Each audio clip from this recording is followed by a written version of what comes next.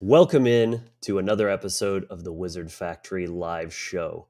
My name is Logan Hart. Today we're going to be talking about some very difficult and heavy topics. This is going to kick off a three-part series about male and female dynamics.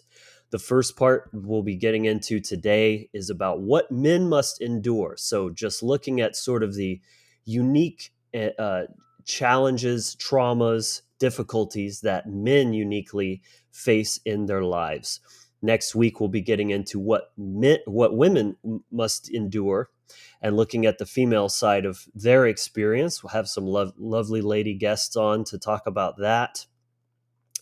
And then part 3, the following week after that, we'll have all of the guests back on to kind of discuss this roundtable style and really get that dialogue going between men and women. And that one is called Renewing the Vows. So sort of like trying to build, rebuild and heal the connection between men and women, because this is a serious problem, guys and gals. Like, this is seriously crisis mode at this point. People don't seem to be, worried enough about it. There's some, I do see a lot of growth in polarity topics and discussing these on some aspects. That's kind of a trending thing in some topics, but it's not nearly mainstream enough. So this is my attempt to try to bring this conversation to the forefront, dive into this stuff, and give a chance for everyone to feel heard, right? From the man's perspective, from the woman's perspective, and then having a literal real-time conversation about how we can deal with and fix this shit, because it's not good. So welcome to the live, everyone. I'm so glad you're here. Make some noise in the comments. Smash the like real quick. Make some noise for the algorithm. Help this channel grow and more people see this conversation, because I think more people need to see it. So glad you're here. It's going to be a great show. Let's get into it.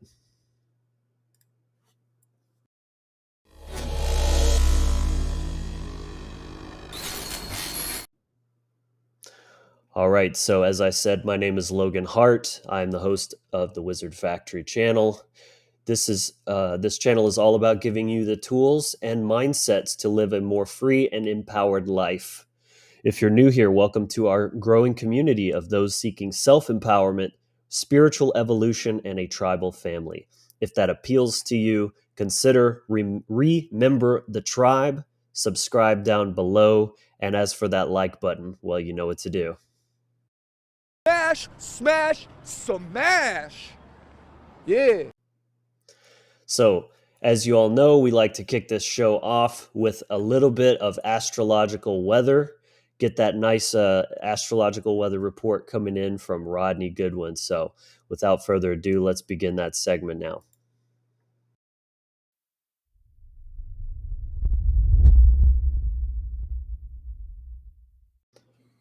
Rodney, my man, what is going on, brother? Man, I tell you, I don't know if I could do the segment today, man. It's Mercury retrograde, man, and dude, man, I don't know, man. Oh, you poor thing, man. I don't know if I can handle it, man. I'm just like, oh shit, man. It's Mercury retrograde, man. Listen, boo, just go to Starbucks, okay? Get yourself a nice frap, put on your onesie snuggie, and hang out. It'll all be okay, I promise. I know, right? Yeah, so we are officially in Mercury retrograde. Fuck yeah, hell yeah, man, yay! Bring it, bring that shit on. So yeah, no, man, we 21st it went conjunct Uranus. Powerful atmospheric. I could feel the charge in the air, especially after that solar eclipse at 29 degrees Aries. That was all playing into it.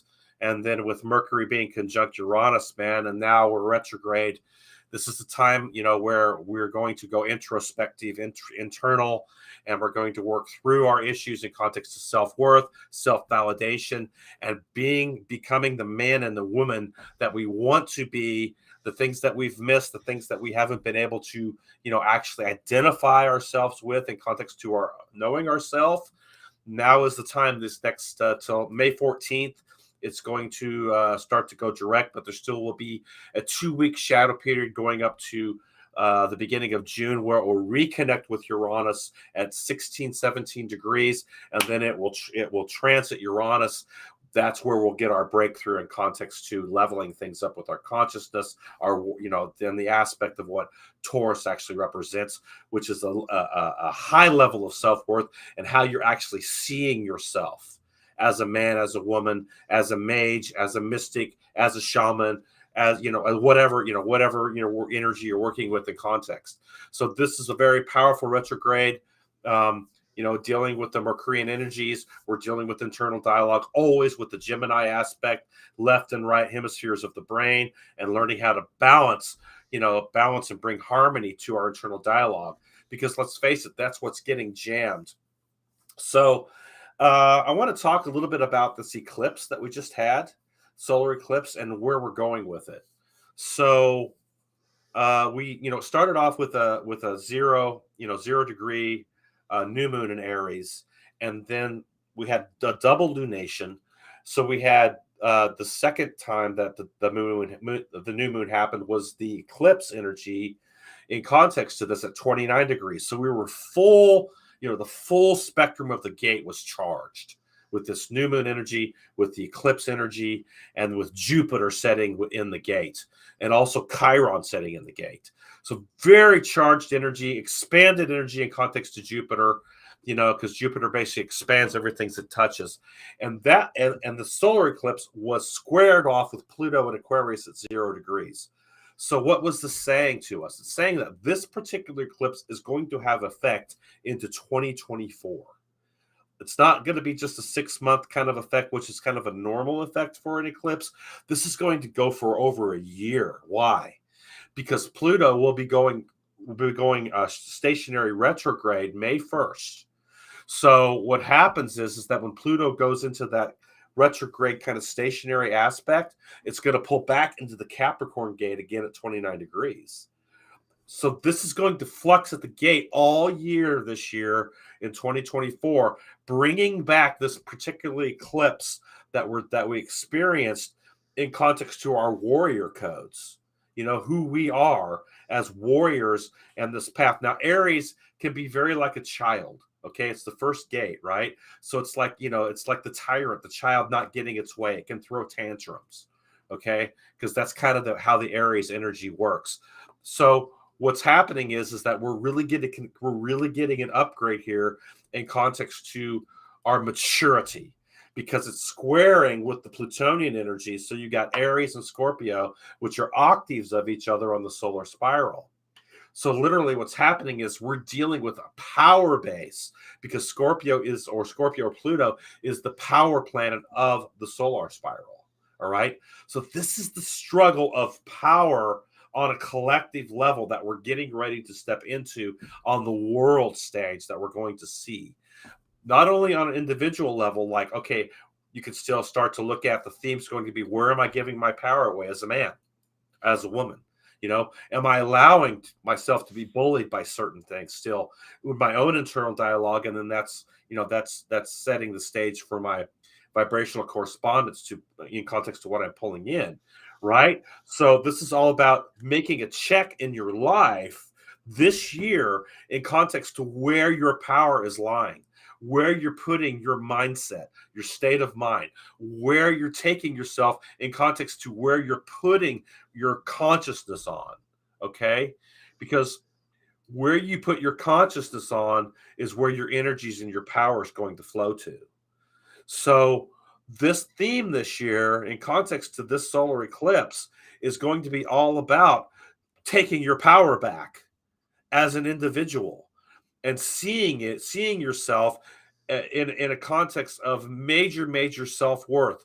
Because dealing with the Saturnian energy in context to where this is at, we're in Pisces. That's dissolving the boundaries, okay, that have been set up for you in context with the programming. So we're coming into dissolving the programming, and then the Aries gate is about finding your identity, yourself. See? So the programs are being dissolved, and then we are now have to take an honest look in the mirror in context to where we're still giving our power away to whatever it is that we're doing, another person, a partner, a belief system, a program, whatever it may be. It's just layered in, right? And so now it's time to mature, because now we're dealing with the octave, the water, the reprogramming, or how water is programmed in context to the Scorpio element, which is the water element, and how we're being reprogrammed, or how we're reprogramming ourselves. Now I'm going to take this a little step further here. Saturn in Pisces. Okay, what is Saturn? Saturn is time. Okay, so I had something interesting I was thinking about yesterday. So time is like a sine wave. It moves in a wave form. Okay, so it has peaks and it has valleys. At those peaks is where manifestation takes place in context to a sine wave, right? So it's moving, right? So when you take the word sine, S-I-N-E, right, and you remove the E and you separate the E from the word sign, what do you get? You get sin. And sin is what has separated us from our own signature energy frequency in context to the programs that have been overlaid upon us to what? Victim and savior mentality. Because it's the sin that separated us from our own selves in context to the programs that have been inverted and put into the collective consciousness to the aspect of time itself, or the sine waves. And Saturn in Pisces is there to dissolve those programs. See? And literally take us into a place where we're reconnecting the E, which is the energy system that's been separated. So now we have sin, okay?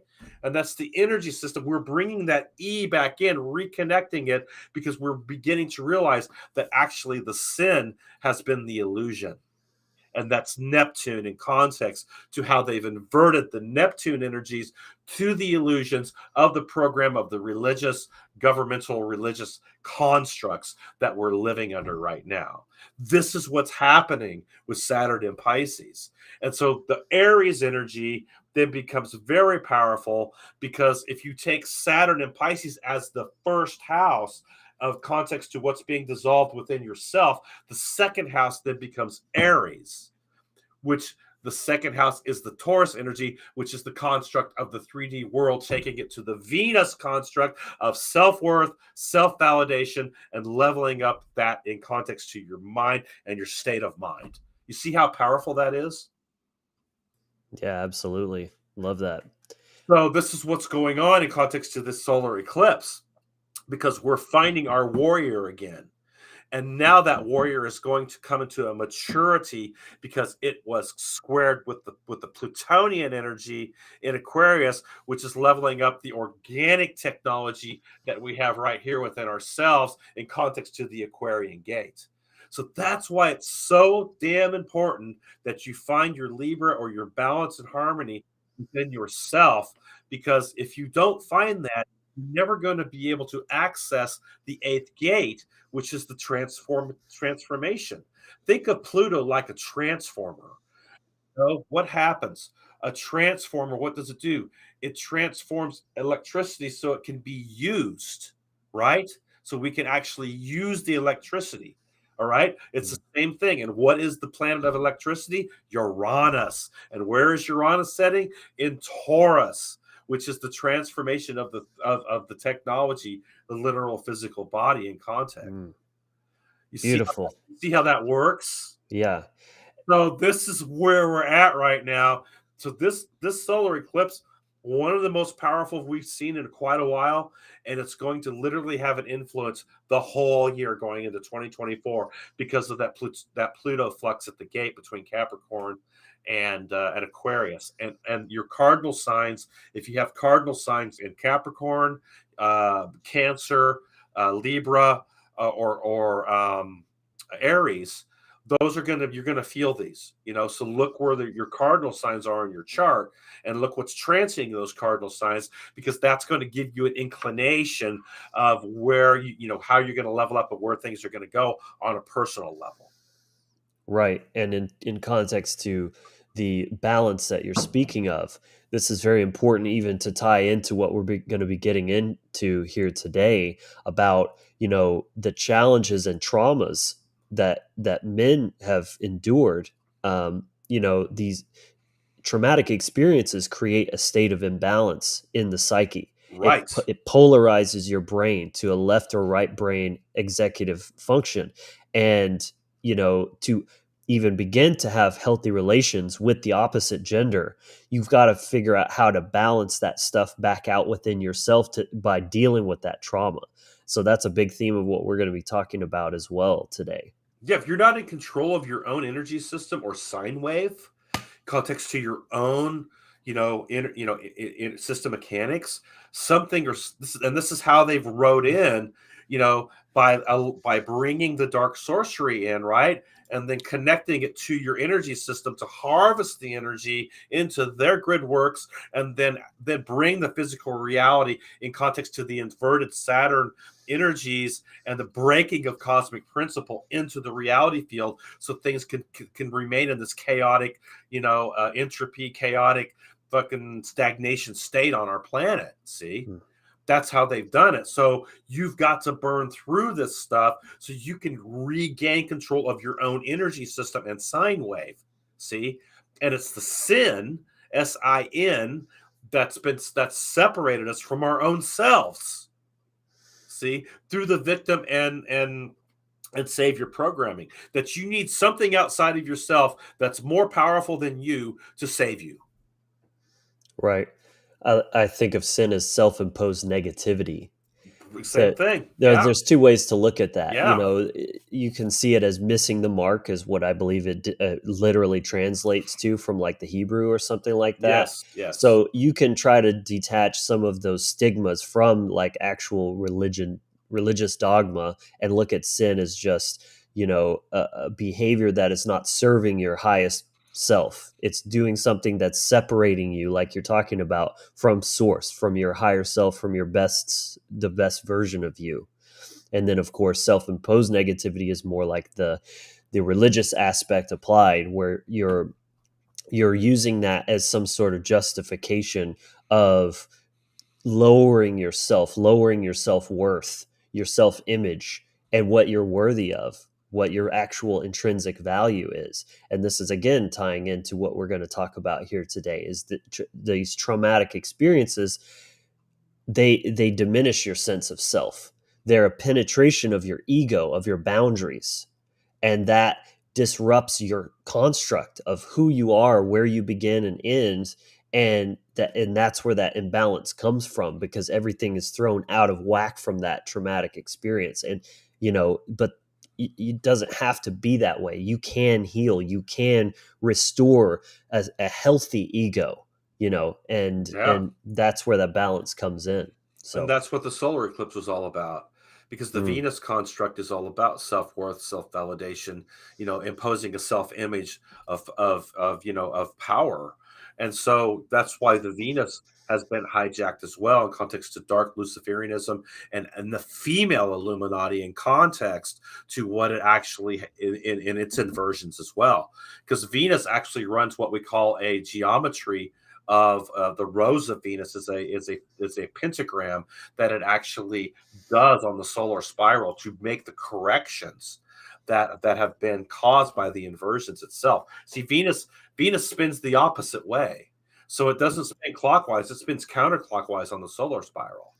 See, so it's giving us a correction in context to the dynamics of the energy system and how it actually works. See, right. that's a whole nother subject. Yeah, But yeah. yeah, but getting into understanding, this is what that solar eclipse was all about. Finding your self identity and then maturing, bringing the maturity to it in context to the Plutonian energy. Mm. Love it, man. Appreciate you sharing that wisdom with us, as always, keeping us current on these energies and forces that are at play, and how we can ultimately leverage these things to our advantage and make sure we're maximizing our gains that we're getting from that. So Yeah, Jupiter is going to be squared off with Pluto for a while, you know, and with Jupiter being into the gate in the gate as well, it's amplifying and magnifying Mm. the energy on a high level. So it's really, really actually working to our advantage here to bring ourselves into a place where we really truly understand the warrior that we are, because we've forgotten a lot about, all, that warrior aspect, just looking at, the whole aspect of what it really means to stand in the face of evil, man. Stand and look at it straight in the eyes and not back down, you know? Boom. Love it, man. So real quick, tell folks where they can find more of your work and follow you and I think how my you work with your, I think my link tree is in the yes, comments. description below. Yeah, and then also you can get a hold of me at Hardcore Productions on Facebook, hardcoreproductions9@gmail.com. My services page is hardcoreproductions.com. And then you can also, if you want to hit me up on my Rodney Goodwin face page on Messenger, you can get a hold of me there as well. I tell you, my forte is transit readings. I can vouch for that for sure, man. So I can see, I have a gift to be able to see on the wheel transits that are going on. Just the other day, somebody hit me up, and I'd given her a reading, and I saw, because I looked at it, and there was a financial thing that had set up with her.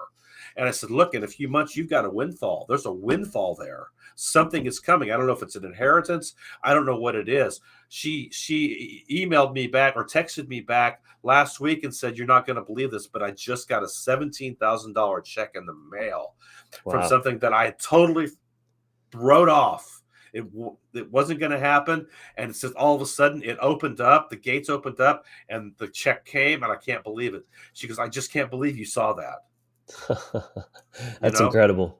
Yeah. So, I mean, these are the type of things that happen when you can look at how the transits are setting up and how things are happening. So that's my forte, guys. So if you need a transit reading, hit me up. Do it. All right, everyone. Thank you, Rodney. Make some love. Show some love for Rodney down in the comments. We are going to get ready to start the topical discussion in just a minute. We've got Will Keller waiting backstage to join us as well. Always bringing that heat. So, but just real quick before we get into that, a couple of quick housekeeping announcements. I encourage everyone to please follow the Wizard Factory on all social media platforms, whichever one you prefer or are on the most. I am fairly active there, as well as my own personal page as well, so that you can get more kind of short doses of philosophy and spirituality throughout your day.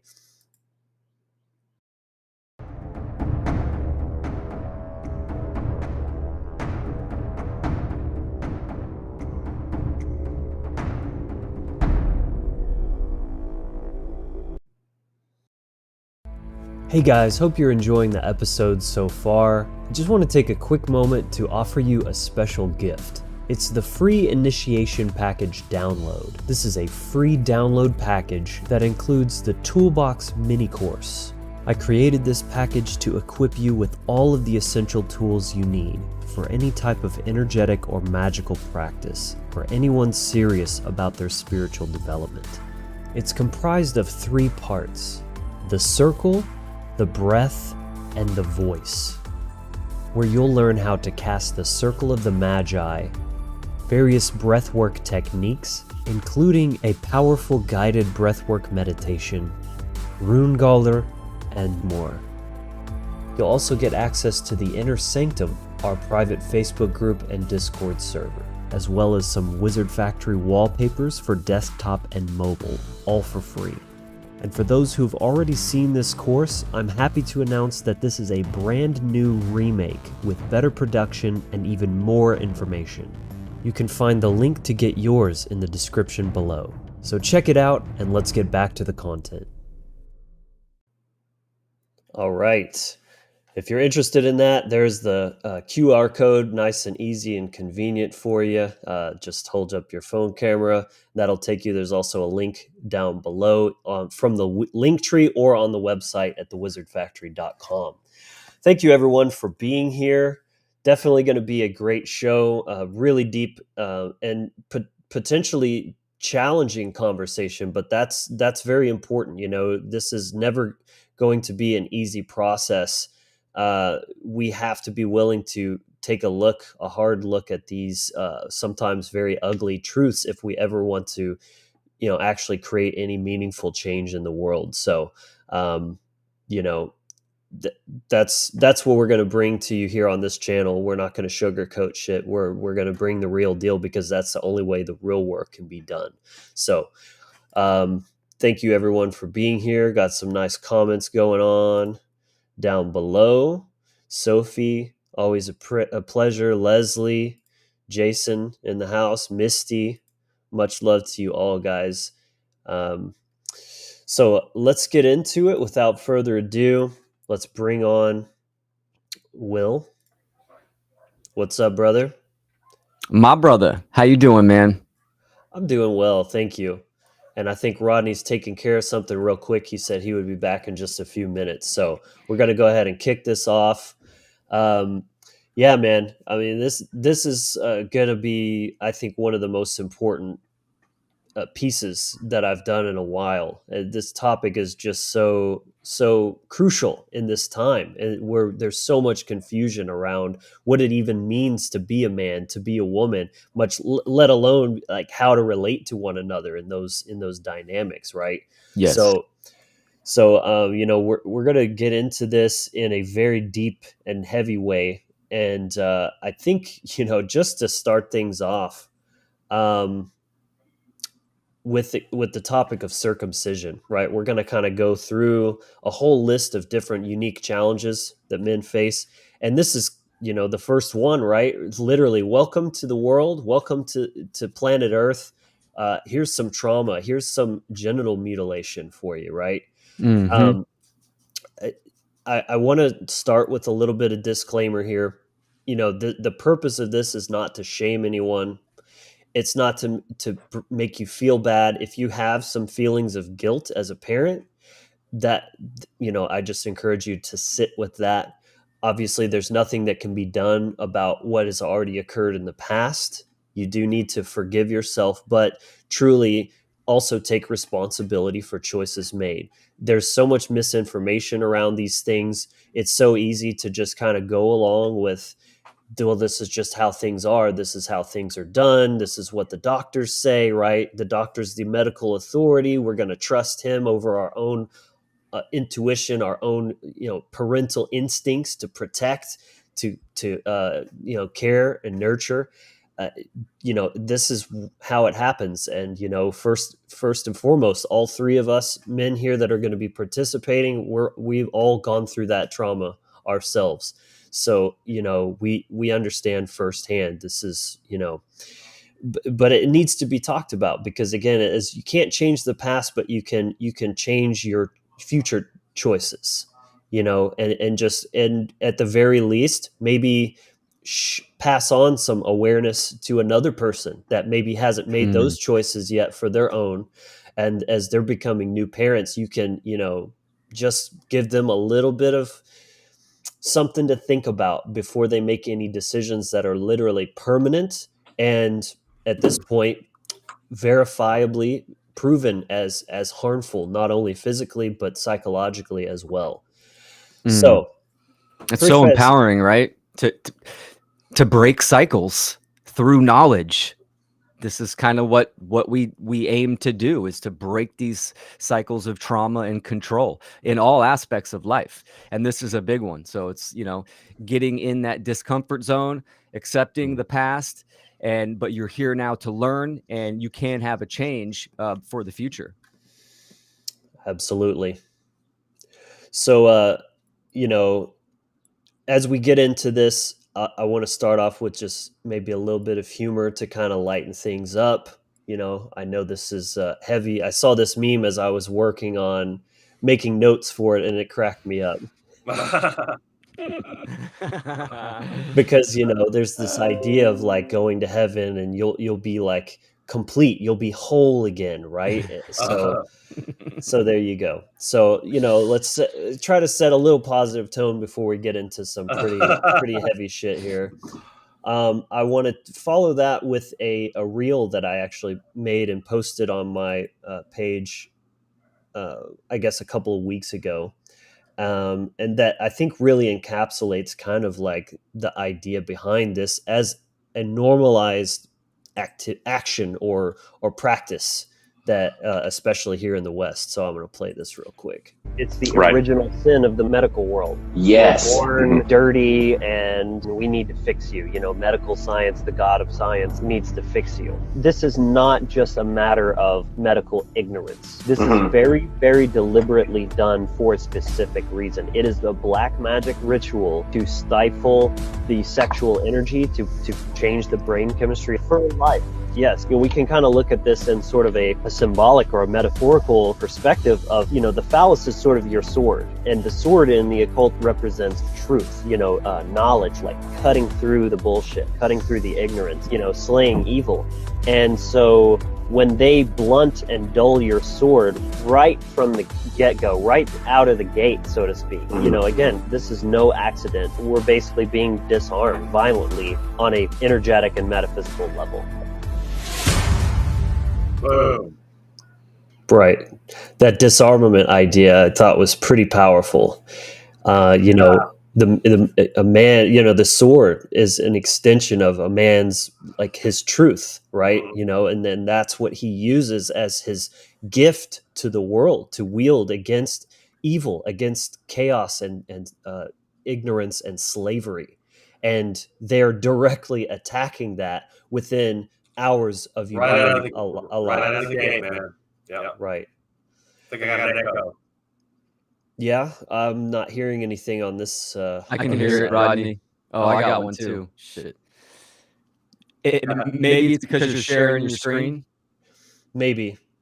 Well, I'm gonna go ahead and share this next piece, and then I'll turn the screen share off, and hopefully that fixes it. Let us know in the comments if you're getting an echo on my voice or these guys as well. But I was a little bit torn to play this next clip. It's a clip from a film that you can find on YouTube. I recommend everyone, man or woman, watch this film. It's only half an hour long. It's called Child Circumcision, An Elephant in the Hospital. And it's a presentation by this professor here. Very well done, very difficult, but again, important, right? We need to face this stuff. And I wanted to play a clip from it that shows actual footage of this procedure being done. And like I said, I was kind of going back and forth on it. I asked these gentlemen before the show what they thought of it, and they thought that I should go ahead and show it because, we need to look at what's happening, right? It's so much easier to just say yes to the doctor. They take your child away to another room.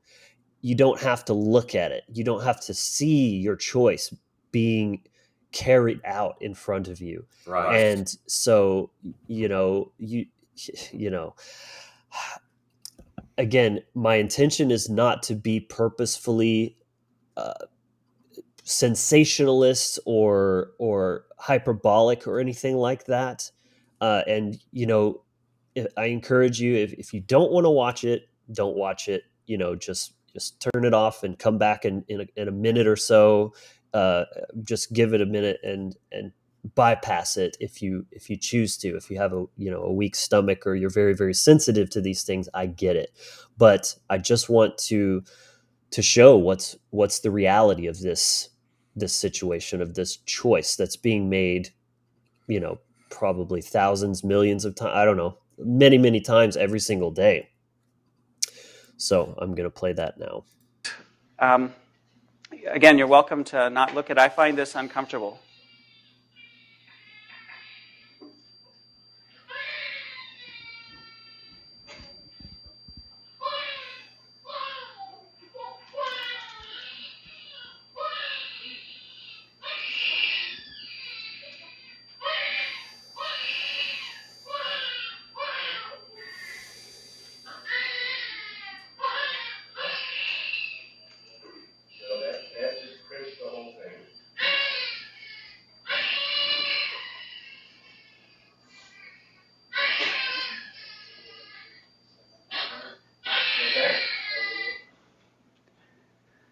Okay, so I want to encourage you to take a deep breath if you've been having trouble breathing, like I have during that. Right. So there it is. Yeah, man. Straight up trauma. Yeah, that is not okay. No. Yeah, I mean it makes me tear up and enraged. It really does. I mean, I think parents they have no clue what's going on. The significance of that religious trauma and what it does to the human being. Wow. It fractures the psyche instantly, right? Yeah. And it creates, I mean, the foundation. A child is just born, and it had the implications are irreversible in some cases, in some people. It really that sets the tempo for a lot of the trauma and the issues that human beings have today. It's brutal. And they downplay it, right? Like you said, Logan, oh, doctor, we'll just take your baby. It's just they don't feel the skin. There's no pain. They just take it off. It's in a different room. Parents don't hear the baby screaming. The baby's screaming for mother is what the baby's doing, right? I mean, the baby should not leave mother's side. I mean, for many, many days, of course, father as well, but in the first hours of birth with mom, nonstop, and then just taking the baby away from mom is traumatic. So this is a great point made here by DJK Chimera. How could you ever trust your guardians after that? And of course, before you even have the capacity to reason that as an infant child, you're not literally thinking that, but you feel that. It's innate, it's instinctual. Where are my parents? Why are they allowing this to happen to me? Yeah. And like you said, Will, they try to downplay and minimize it so much. They call it routines, infant circumcision. There's nothing routine about that. It's just like a routine traffic stop. It doesn't make it any less coercive just because it's routine, right? That's such a wordplay, sorcery bullshit, nomer there for it. Exactly.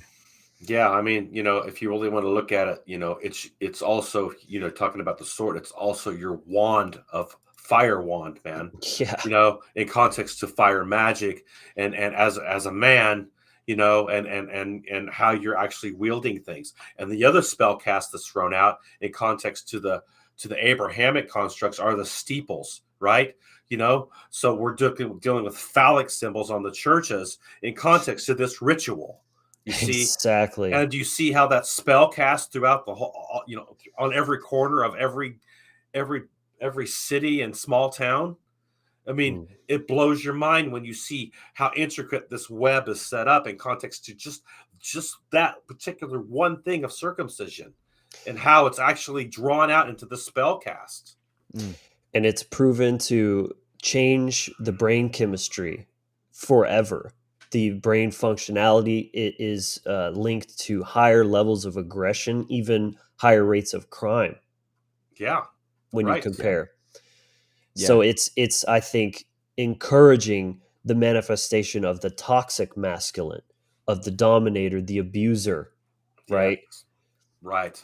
Well, also think about where this comes from, right? This is a religious ritual that's been going on for hundreds and thousands of years. And it's part of that religious mindset that you are not whole. You don't need a piece of you, right? And this piece of you is sinful, so we need to discard it. And our body, the human being, the body, the vessel communicates with the natural world all the time, even in the womb. Right? There's an intelligence in our body that's communicating. So when you go through some type of trauma, even in the womb as well, what mother is going through, that kind of stuff, it's learning, and it's putting the baby in fight or flight, even at that young of stage.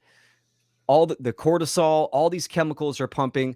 Then you have the issues as the child gets older of almost protecting their genitals or having being insecure about that.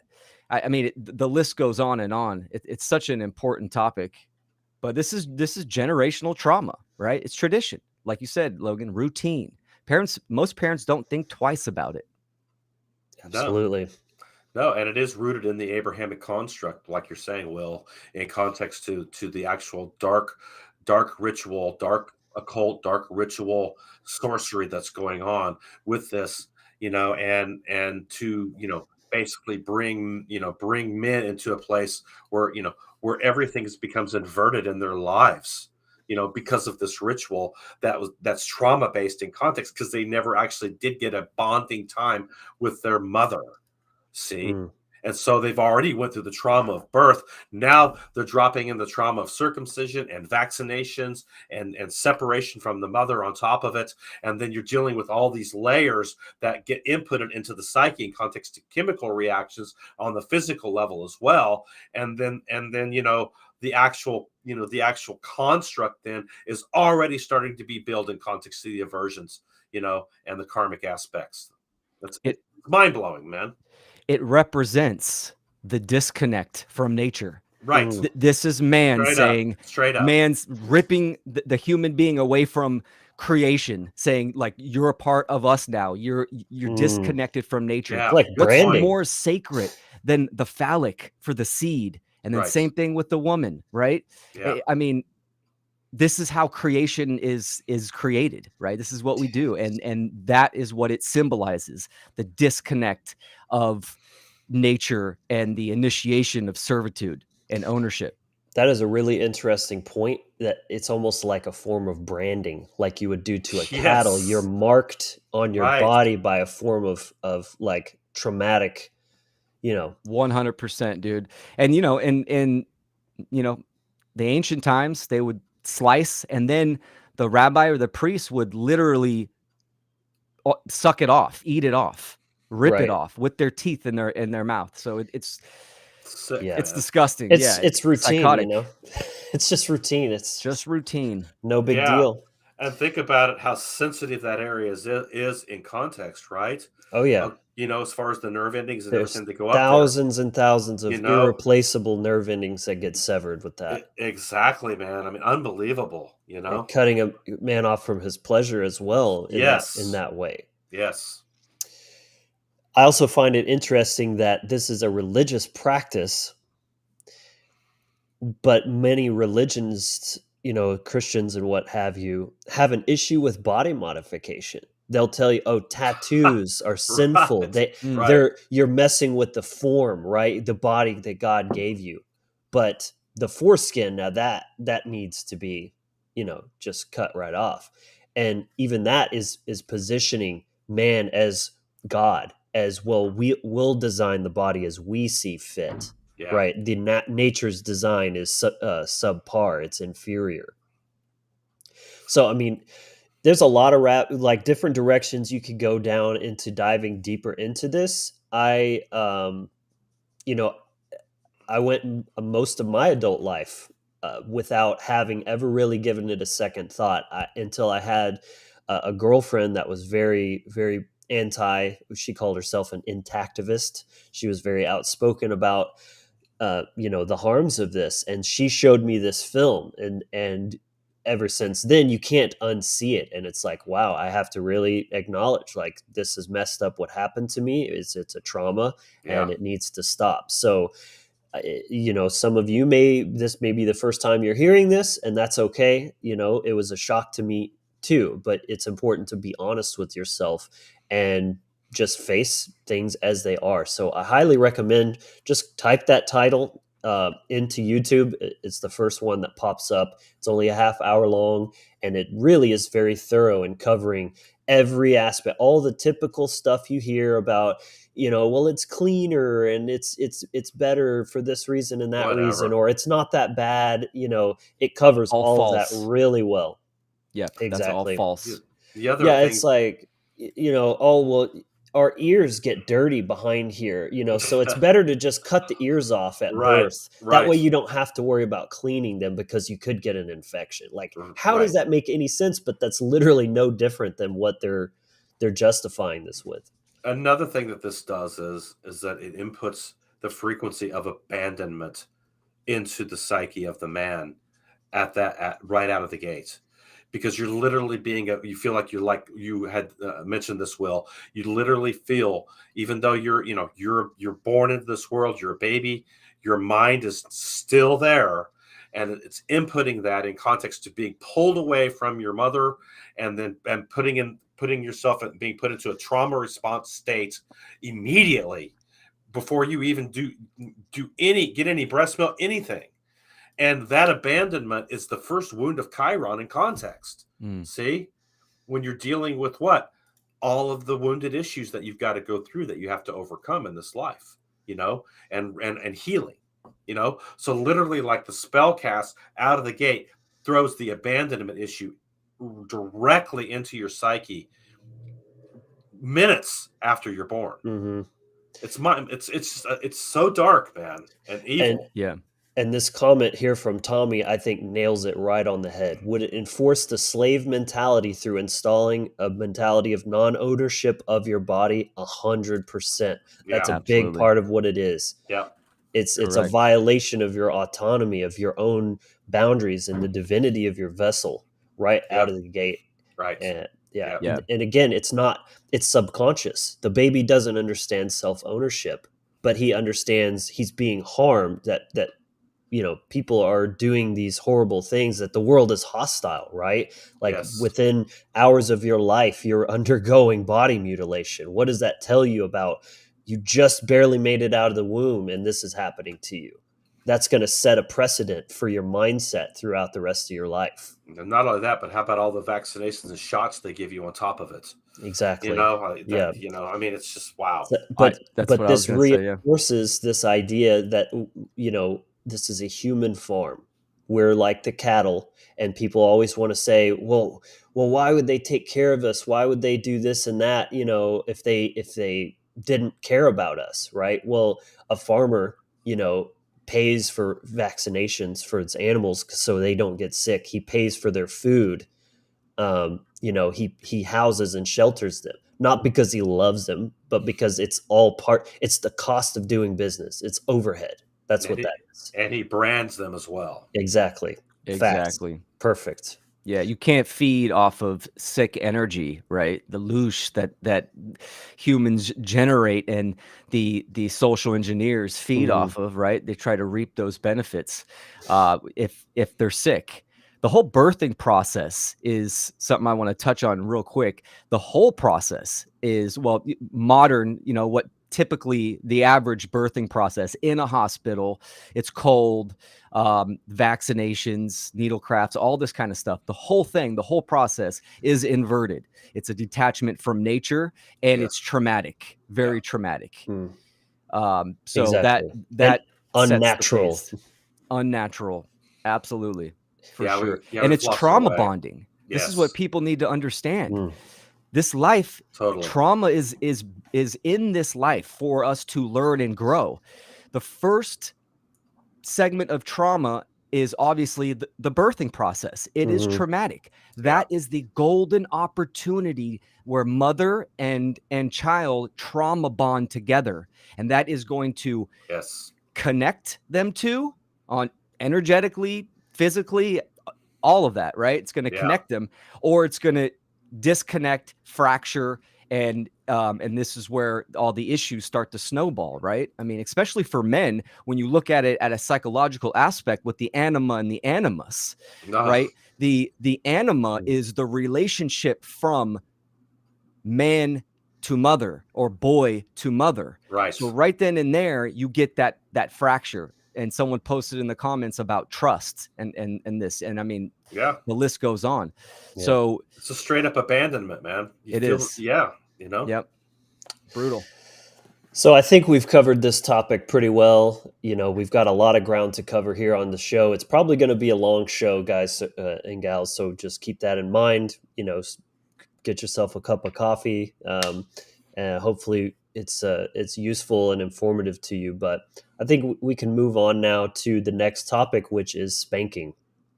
Again, we're kind of in early life of a male. Of course, spanking happens to daughters as well. But I would say that typically boys get it worse, right? It's this idea of toughening them up, right? They're stronger, so they can handle it. The girl might get a lighter sentence or get grounded instead, this kind of thing. These are just generalities. I'm not trying to diminish anyone's anecdotal experience, of course, but but just looking at this in general as a trauma, it doesn't have to be just about boys either. But I think it's an important one that goes hand in hand with circumcision. It's early life trauma that is normalized and justified. And I want to just kind of just put this right out front to begin with, that spanking installs the program that primes the mind to accept the slavery of government. It puts the authoritarian mindset that it's okay for your parents, they're the authority, right? They're the microcosmic authority of the household before the government takes their place when you become an adult and they become the new mommy and daddy. So this is setting the precedent psychologically for you that the authority has the right to do violence to you. Yes. And that is a means to an end, right? Some children just need to be taught a lesson, right? Well, and it's ignoring the moral factor of like, well, how would we get things done if we didn't force people to do, right? Well, it just works, right? The system works, so it's good enough. Well, yeah, I mean, violence is a means to an end, right? If you need money, well, just go rob somebody, right? Problem solved. That's cool. It works. So why? Because there's a moral objection to it. Just because it gets your needs, ostensibly met as a parent, because frankly, you're too lazy to be more creative with your parenting style and respectful to your child, respecting their autonomy, their rights as an individual human being. They're not your property.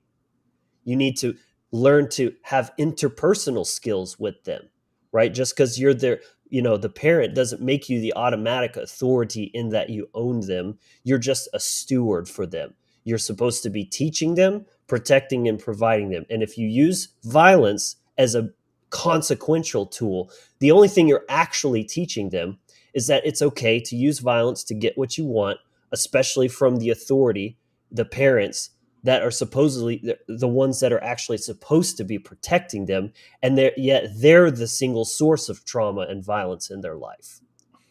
So what do you guys want to add to that? Freedom starts in the family dynamic, right? The mindset, the atmosphere in the household. That's really important. I mean, everything you said, Logan, I agree 100%. The violation of one's body sets the precedence.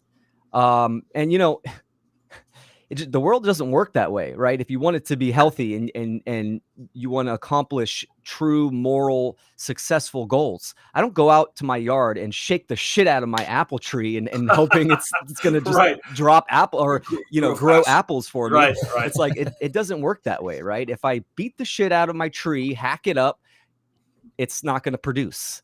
Right. So, I mean, just looking at it logically, it doesn't make sense. Again, this is a tradition, an immoral, violent tradition that that's been passed down through generations.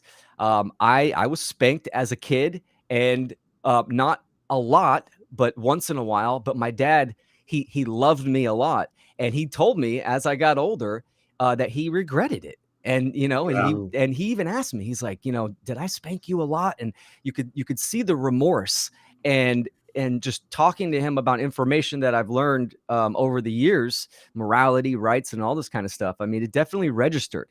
There's that innate feeling with a lot of parents, not, in the totality. Some people are completely unconscious about it. When they spank their kid, they feel bad, but they keep doing it, right? And that the conscious starts to become silent, and they don't listen to that inner voice. So, it's just something parents do, a complete violation of it's not your property. We don't own our kids. Like you said, Logan, we're stewards. It's a facilitation of another being, and it's very important. Yeah, just real quick too about what you were saying, the guilt that comes with that. something incidentally, my mom actually gave me more spankings than my dad. Now, when my dad gave me spankings, it was worse. It was a lot. Like, that's what you really don't want, right? Mom's going to go easier on you. I did get spanked a lot, and I wasn't a bad kid either. I mean, sure, I had issues, and I had my challenges. I'm not going to downplay that whatsoever. But I definitely, I mean, growing up in Texas, Bible Belt, like they don't spare the rod, so to speak. And It's in the holy book. something my That's mom just it. It's in the book, man. It's got to be right. something my mom would tell me a lot before she would do this to me is, this hurts me more than it hurts you. Right. Ooh, gaslighting. Oh yeah. Boom, It's a good one. exactly. And it's that whole blaming, like, oh, why are you making me do this? Right? Mhm. If you would Yeah. just behave, if you would Right. just, yeah. Yeah, I mean, I've heard some of my friends would be like, my mom made me go out and find my own switch. Oh yeah, Literally that's cut off brutal. part of the rose bush or whatever, and that's what she spanked me with. I had to go find my own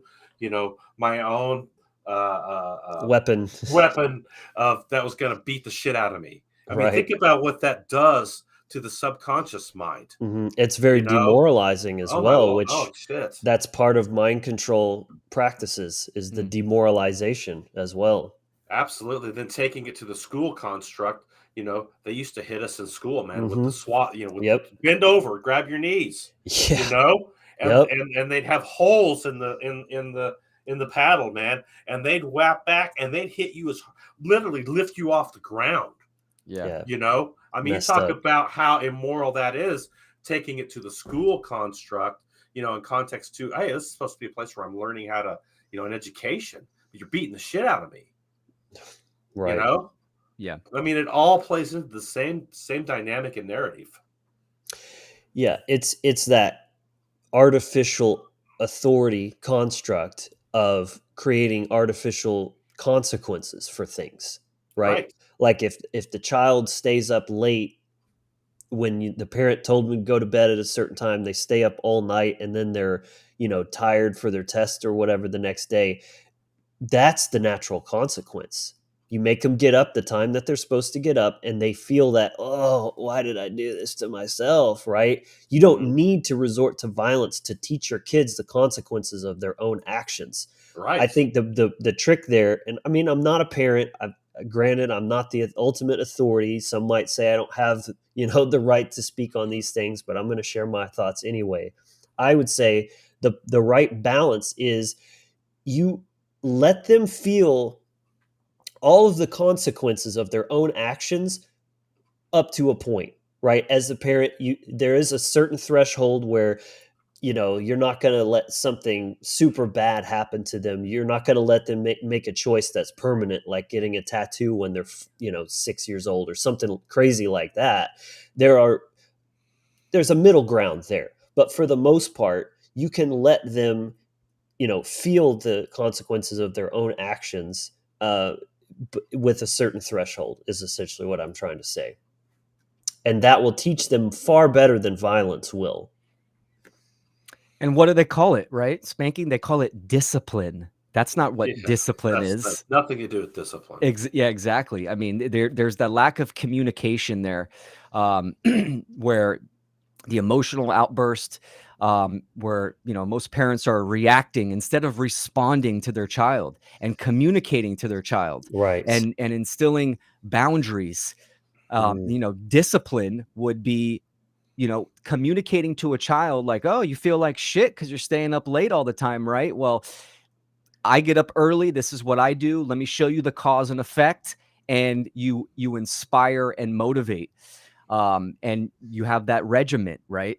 So it's just funny how they kind of invert that term. They call it discipline, and with the violation of one's body. It's just right, because this humor. approach comes hand in hand with the authoritarian, of approach of like, well, why are you doing it? Because I said so, right?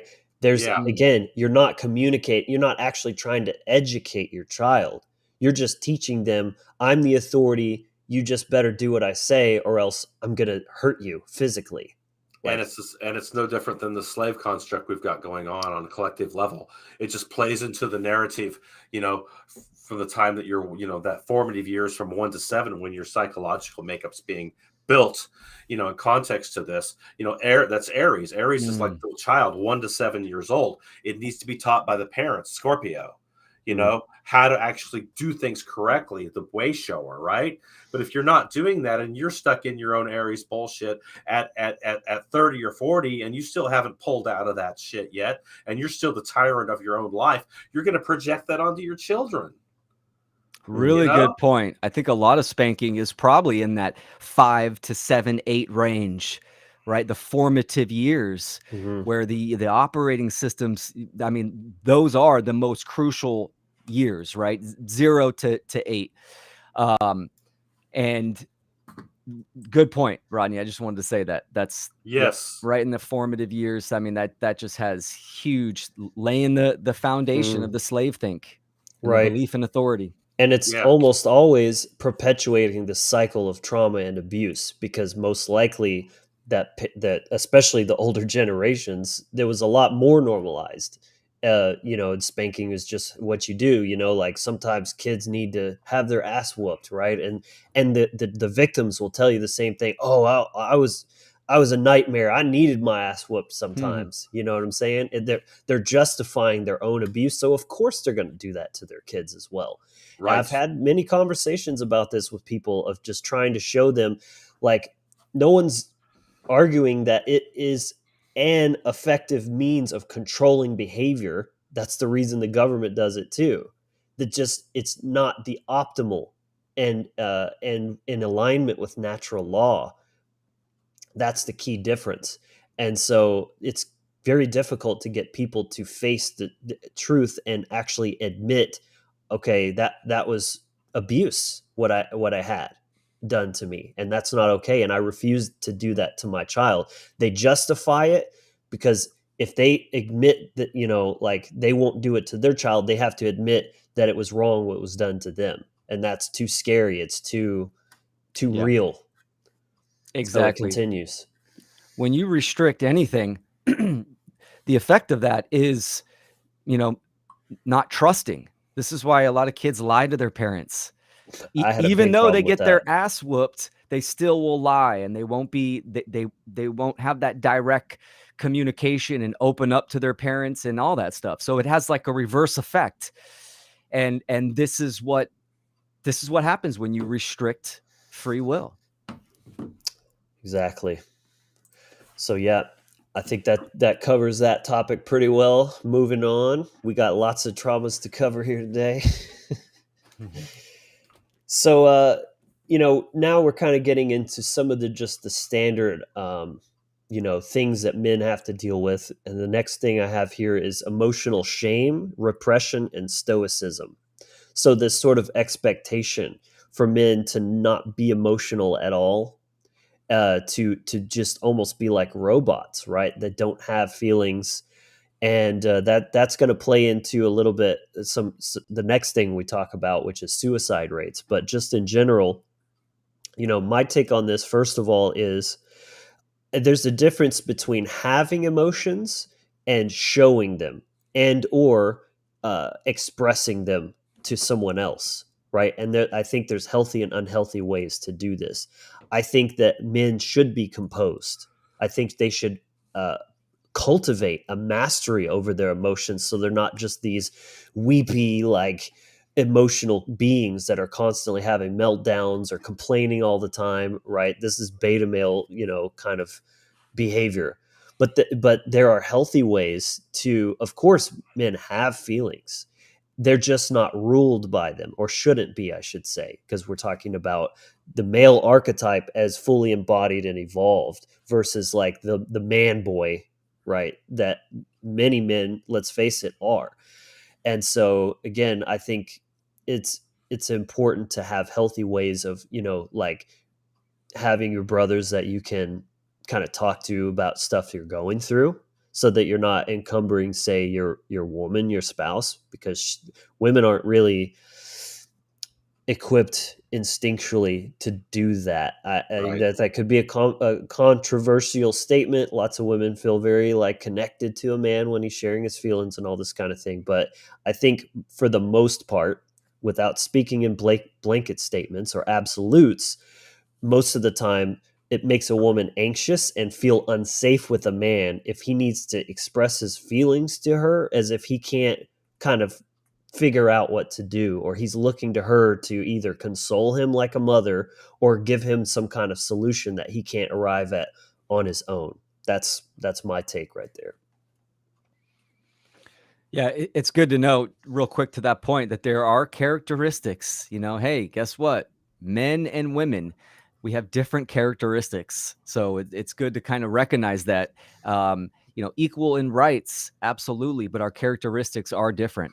And yes, I would say, men are more of that, the active grounding energy.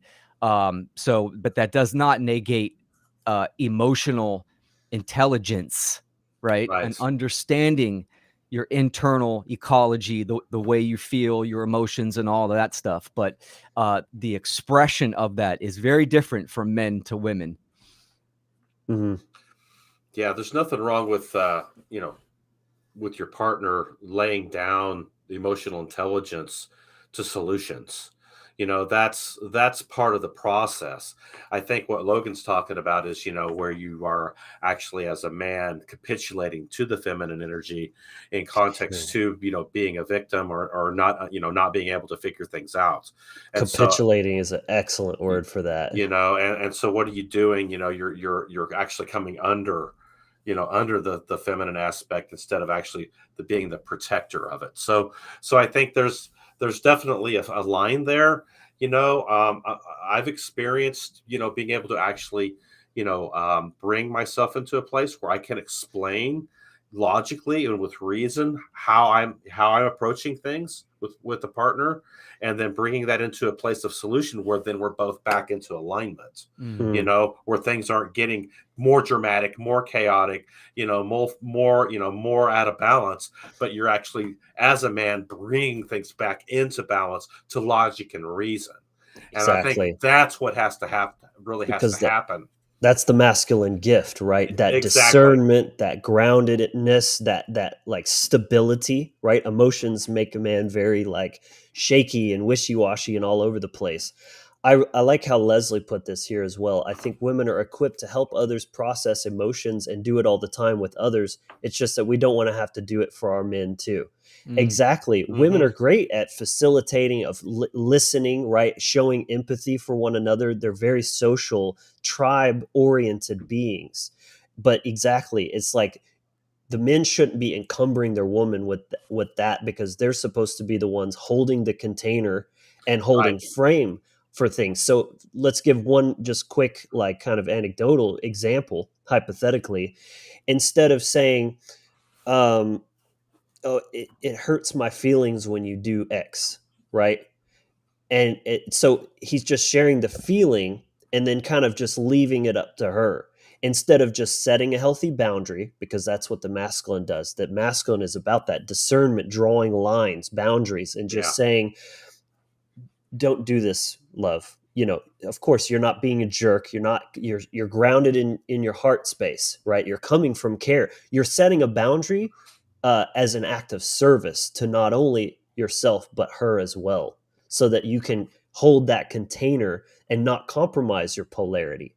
So instead of expressing the feeling and just leaving it hanging out there and just like, here's this, will you set your own boundary for this feeling that I'm having? You're just saying, don't do this. It's not conducive to the container and our relationship. And the trust has to be there, of course, for her to just trust his leadership and be willing to submit to that. And that's where we're talking about these kind of gender roles. You guys nailed it. Absolutely. A masculine quality is problem solving, right? That's a very Yes. good masculine quality that I think a lot of men nowadays, the soy boys, I mean, they don't have that aspect. They're looking for validation. Mm, Almost, I mean, they're projecting that onto a lot of women, but it's that lack of connection from the mother. They got that unhealthy anima Yes. coming out Yeah. in their psychology and in their Right. behavior as well. totally. If you want to take it to astrology, it's the 10-4 axis in context to Capricorn and Cancer. Capricorn being the father aspect and drawing the boundaries, to the relationship. Cancer being the mothering, aspect. Ah, You know, emotions. Yeah. exactly. So when you're dealing with that 10-4 axis, this is what gets manipulated to the Saturn Moon matrix. So this is how things get locked down in context to the masculine force. When we're dealing with that particular axis and the actual straight up high vibe Capricorn energies that were supposed to be, Saturnian energies as men that were supposed to be wielding in context to cosmic principle and natural law. hmm Mm, And this yeah, is man. not about genitalia, it's about instincts that are seated Yes. in the biology, in the body. This is why, I mean, the whole transgender thing, we're going to, it's a big deal right now. It's getting worse and worse. And there's, of course, a lot of nuance to it. Every human being has individual rights. So I'm not trying to dehumanize people. I'm not trying to say they deserve to be treated badly or anything like that. I'm simply calling sickness what it is. And as a man, especially, I have an obligation to speak the truth and to Yes. use that sword to cut through the bullshit and just call a spade a spade. And that's just what it is. So there's so much inversion in the sexual energy. I'd say that's front and center of this spiritual war that they are waging Yeah. upon us. If they have us sexually confused, we're done, because that's the biggest source of our power. And so this comes from, again, the body, right? Nature, connecting to your instincts. This is just yet another example of disconnecting us from nature, is the innate intelligence of your body. Be able to actually be connected to that, to listen to what it's telling you when something's happening in relationship and your body's like, I don't like that. But your brain is too mired in programming and your own wounding and trauma that you fall into that inversion. And then the woman is masculized and the man is emasculated, and so on, around and around you go in that unconscious feedback loop that we talked about recently. Internal confusion leads to external control. Yeah. Right. Bang. Yeah. If you don't even know what gender you are, how are you ever going to know who you are? You can't even own your Exactly. own gender. How the hell are you going to do anything? Yep. Yes. Especially Yes. for the masculine, right? The masculine is penetrating. Right. And Right. then actually just real Like a quick, sword. bringing it back to like a sword. Exactly. Bringing it back to circumcision. What does that do? That makes you internal and, receptive, almost like, going into your turtle shell.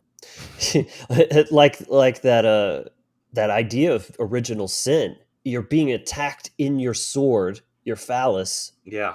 at infancy. That's sending a message to you psychologically. There's something inherently wrong with you. This thing bad. We need to cut it off. So don't you dare penetrate anything with your masculine presence, with that force, right? But not just force like for the sake of force. Force that's grounded in heart-based intelligence. That's really what it means to be a man. If you're not acting out of service from this place right here, you ain't no man. Period. If you're trying to control a society, enslave a society, you need to disarm the men. This is Right. the strength. Yes. This is the strength, And right? I that's mean, if you don't energetically. want the slaves to rebel, and become free, I mean, you have to disarm the men. Absolutely. Mhm. And Yeah. that's energetically, metaphysically, as well as physically. Well, And it's way this different in absolutely. ancient times, maybe, where they would just literally physically go and have a battle and kill the men, then take the women later. Right now, Right. it's covert. It's all about psychological and energetically, well, and physical too. I have to say, when we say we're in war, it's all three aspects: psychological, energetically, and physical. It's just different than what people think. There's no stone unturned when it comes to where they're bringing this war to us. Yeah, And that's I mean, important. it's straight up epigenetics, man. Even taking it all the way down to the food and the water, man. Yep. I mean, it's unbelievable. Yeah, definitely. That's a big one. Chemical warfare is a huge culprit when it comes to this this polarity confusion stuff. So that leads into the next idea of higher suicide rates in men. And, so again, this is not about a contest, right? What I call the victim Olympics. This isn't about who's more oppressed, who has it worse. It's nothing like that. Women commit suicide too. This is not to diminish that. It's just taking an honest look at the two different sides and where things kind of land. Things are never black and white. Anyone watching this show knows that. I've gone, ad nauseum about that. So depending on where you're taking statistics from, what region, this will vary a bit, but the rates are anywhere from 1.5 to 3 times higher in men than women. It's definitely not a small number. And it could be said that this is due to societal expectations around masculinity that may discourage men from expressing vulnerability or seeking emotional support, right? So again, there's that imbalance of like, it's not just having emotions, it's how you deal with them. And so if you're coming from that place of imbalance, you're gaslighting yourself of like, oh, my feelings make me weak. I need to just man up and pretend like everything's fine when it isn't. And just, it's not weak to have trauma, to have pain, to have heavy emotions. It's weak to ignore them and then to especially act them out subconsciously by traumatizing others. What is strong is accepting the truth that you have these feelings and taking action. That's what a man does. He doesn't sit around and wallow in pity and self-loathing. He takes action. I have a problem. I'm going to do something about it. And you seek help. You seek support from your brothers, from your family, from your tribe, and professional help if that's the route that you need to go. Whatever you need, right? It's not about how, I can't. It's how can I? That's the question a man asks himself. Yeah, man. Well said. A lot of this stems from one aspect is the war on testosterone. Yeah. Testosterone is vital for men and women, but mainly for men, right? Men have more testosterone, need more testosterone. This is the fire in a man, right? This is where willpower and so we're talking about a chemical imbalance. And if the body is the vessel, is the receiver, and you're fucking with that, right? Then the signal is going to be muddy and you're getting static. And estrogen in men, your whole system is going to get inverted. Yeah. Your mental, emotional, and physical. And that's a whole rabbit hole I highly recommend people check out. But with the water, the foods,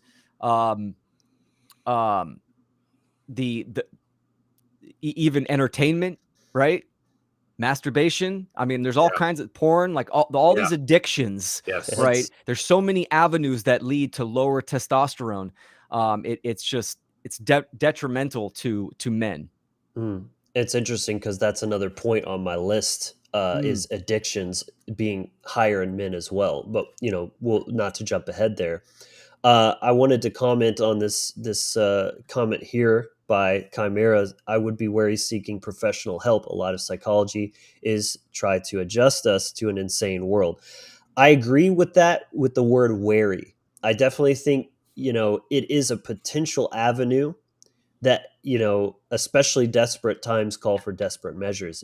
If what you're trying isn't working and you feel called to go that route, do what you got to do. But I do think it's healthy to be wary. The system, especially the conventional healthcare system and psychology, is very trepidatious, and you should approach it with caution and do a lot of research and vetting before you start entrusting your mental health to another stranger, essentially. But for example, just as a counterpoint and as an anecdote, Leslie Powers, who's in the chat right now, I've worked with her personally, and she is a professional, but she understands natural law. She's holistic minded. Right. She Yeah. understands moral principles and all of this stuff. I trust this woman, and she really does help people. So that's, a real world example of how that can, go both ways, really. So it's just use your discernment, be smart about it. Huge. Yeah, and Yeah. then that takes it also back to a kind of a close circle of men, that we have that we can bounce things off of, and even just have that trust, that I think that we need as men. We need each other as men to be able to bounce off of things and talk Yeah. with each other, and maybe I need to vent, man. Yeah. There's nothing wrong with that. I need to vent this out, man. Can you be my, be my soundboard, man? Come on. I need some help here, Yeah. That's a great point, man. The support system. Yes. All men support system, all women, they need their support system. Sure, you can have support systems where they intermingle, but guys, men need to get together. We need to wrestle, get dirty, talk shit, and express ourselves. It's healthy. That is good. Right. And even that can be shamed nowadays. So very, very important stuff. Yeah, it's making me think of the commonplace kind of stereotype and normalization of this concept of the man cave, right? How does that tell you how emasculated we've become as men, that to do whatever we want to do in our own house, we got to go into our little naughty corner of the home called the man cave, and that's our little safe space that our wife lets us go and drink beer and watch football and all this kind of stuff. It's it's very telling. Yeah. So, and I want to touch on what Leslie said here about, this is a great point, that women attempt suicide more while men complete suicide more. It has been proposed it's because men use more lethal means like guns. And I totally agree. I mean, it's masculine to so-called follow through, to get the job done, to solve problems. And as unhealthy as that is, of course, I'm not condoning it. But if you see that as the only solution to your problem, you're going to get that done. That's a masculine trait. And yes, men are kind of almost more brutal, right? We're warriors. We're going to get that job done if that's the decision that we've made. And not to diminish female depression or even the suicidal thoughts, but I think sometimes, just hear me out, don't have knee-jerk reaction to this, but I think sometimes women might be more prone to the so-called cry for help, that they're not actually serious about that desire to take their life. They're just so desperate in their own pain, they don't know what else to do, and they see that as an effective means to actually get people's attention, to make them care enough. And that can be legitimate. It can also be an addiction to being a victim, and just always thriving on that attention that they can get when they play that woe is me card. Again, I'm not at all minimizing real valid pain, but this is a thing that happens. And of course, sometimes men do it too as well. But I do see that as a slightly more feminine tendency. I agree with that. Unfortunately, I've known a couple people that committed suicide, and I think this is a common theme with men, is that they bottle it up. Right. It's internally. And it's like, oh my God, so-and-so, killed himself. I can't, no one knew that there were issues going on. We encapsulate that, it festers, and the dark seed kind of sprouts. But it's definitely, I agree with that. The emotional cry for help is a dark feminine quality. For men with suicide, it's internally, and it's like a virus that can eat them up inside. They feel what like does they that have do? to- That eats your care. That eats your care up, the heart space. Demoralized once again. Absolutely. and they feel like they have to carry that burden completely on their own because they're not as like network, like sisterhood tribe kind of mentality that women take on. The men tend to be a lot more like lone wolf minded, right? That, the Superman that does everything on his own or whatever. Yeah.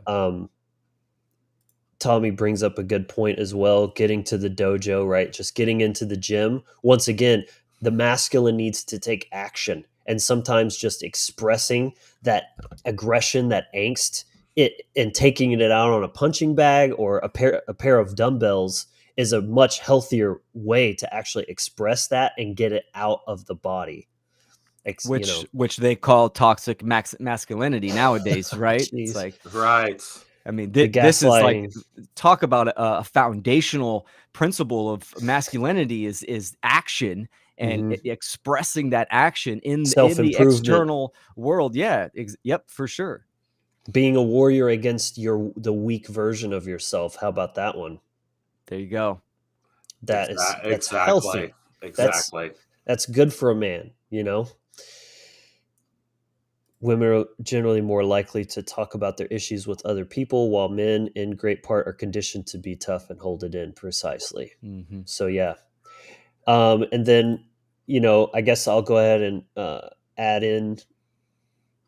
Where is that?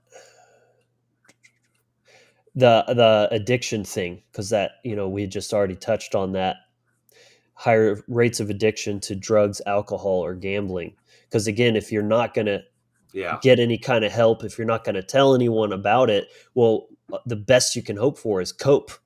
So you're going to lean to coping mechanisms that are addiction, porn, drugs, things like that, to just try to numb the pain, because that way you don't have to deal with it, even though that doesn't actually solve anything. And then, of course, these things are, fueling and perpetuating that unconscious feedback loop, because those things are traumas in and of themselves. They're causing further self-harm, which is just compounding the trauma, the pain, and it just all builds up and gets worse and worse and worse until you actually deal with it and face it with your sword. Yeah, and there's so much, and then that plays into the pharmaceutical industry as well. Then in context to, all of the serotonin uptake and all of the things that to try to make the man feel good about himself. When all this is being buried inside of him, because he's not being a man. See, he's not actually being a masculine force. So everything gets bottled in, goes internal, and then it emasculates the whole situation to his actual life and his relationships and his kids and his partner and his, at his workplace. And then he comes home from work and he bitches about work to his family because he hasn't dealt with it at work. He hasn't set the boundaries there. See? And so this just capitulates the problem to the whole family unit in general. That's a great point. You're getting that pressure and that stress Yeah. from every angle, and there's no healthy, safe place for an outlet. It's just like everything else is just kind of compound that problem. I grew up with it, man.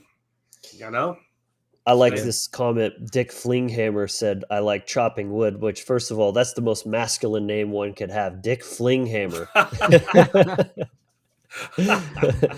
But I actually think that's really profound, because an action like chopping wood, and how funny is that, kind of a male stereotype, right? The symbol of manliness, right? A dude in a flannel with the axe on his shoulder and chopping wood for his family.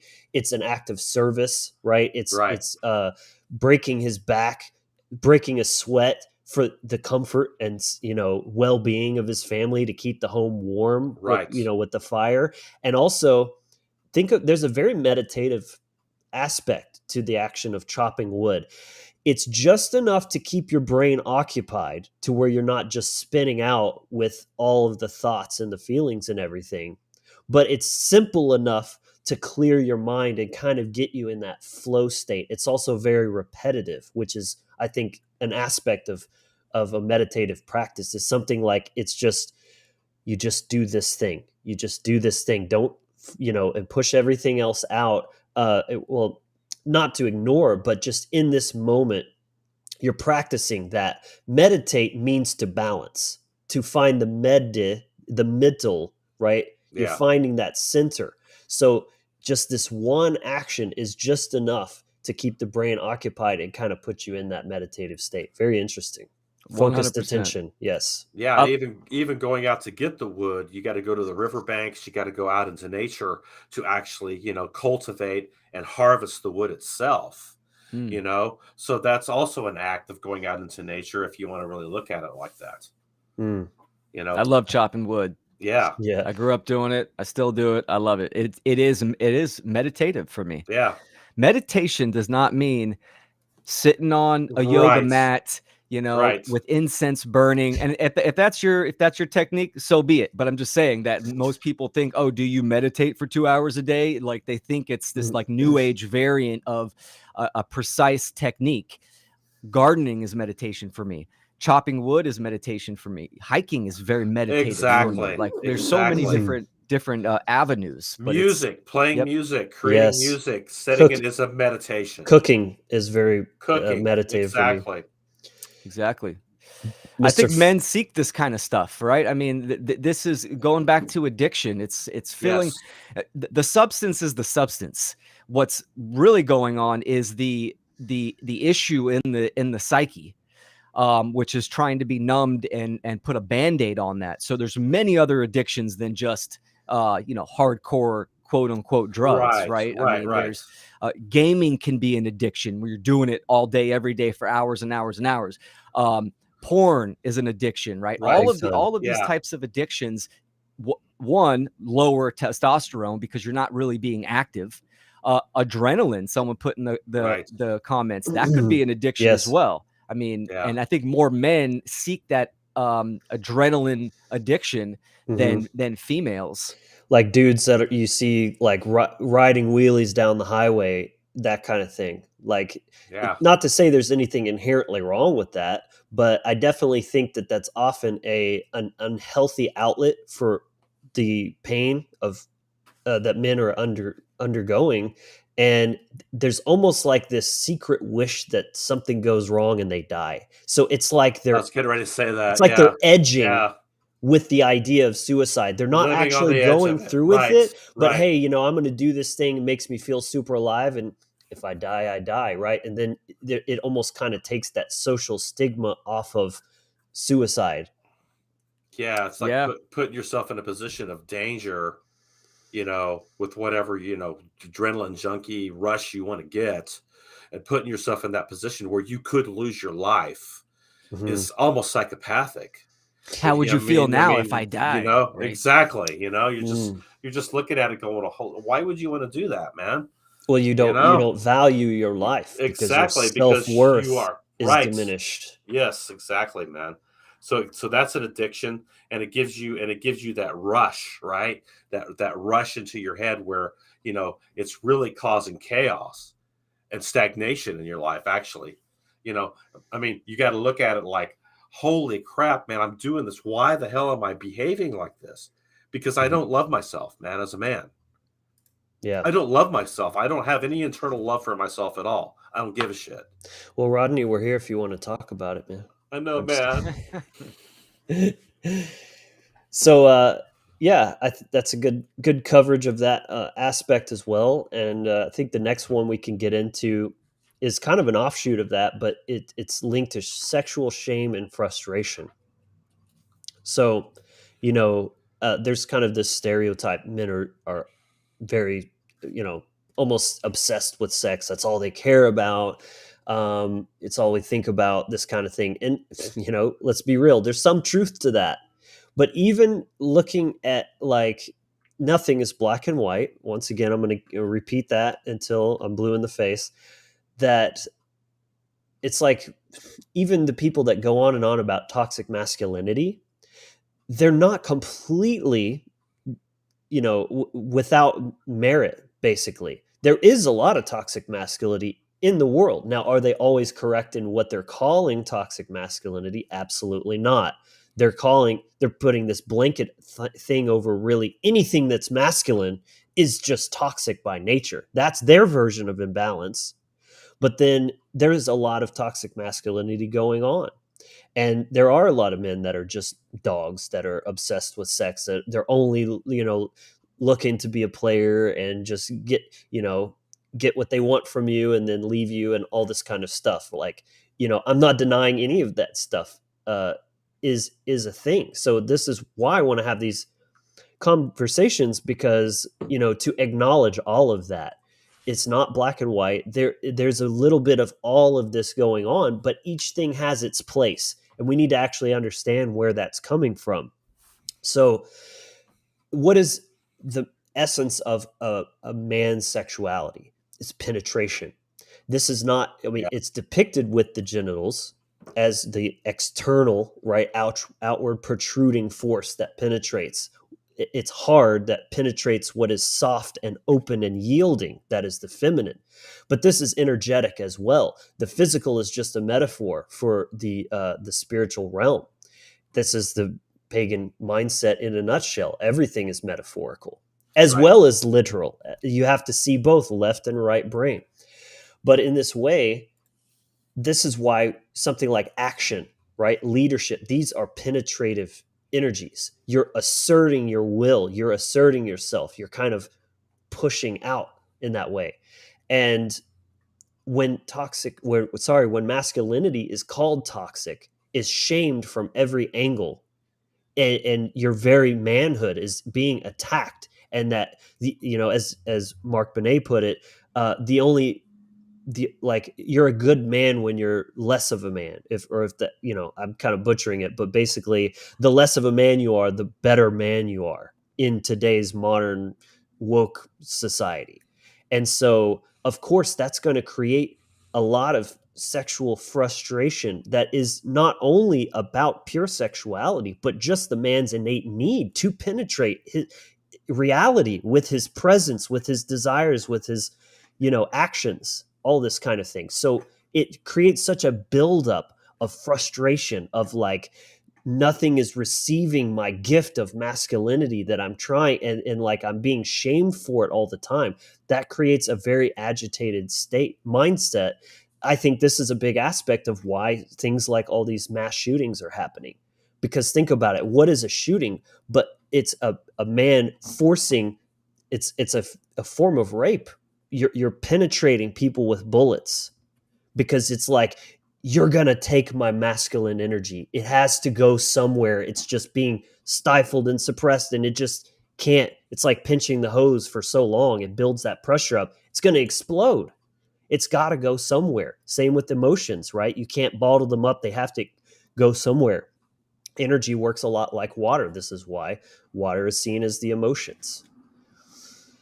Quite a tangent there, but That was man, great. it's a good topic. Men are under so much pressure, man. I mean, and that's the deal. Understanding the King of Wands, and what that actually represents, context to the phallic, the hardness of the phallic, right? I mean, this is the penetration factor in context to the spiritual aspect that you're talking about, Logan, and how we're supposed to be, as men and as the masculine force in context to creation. And again, it's taking it back to, your masculinity and the force that you actually are wielding with the wand itself. Right.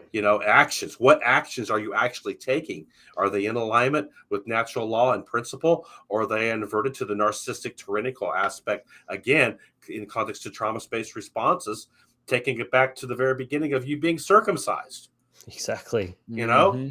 Yeah. You want men to be all nice and polite and well-behaved and, oh, yes, please, may I, all this kind of stuff. It's a softening of a man. But if a man is soft, he's pushing rope, right? Yeah. That's what you're flaccid. You got no power, dude.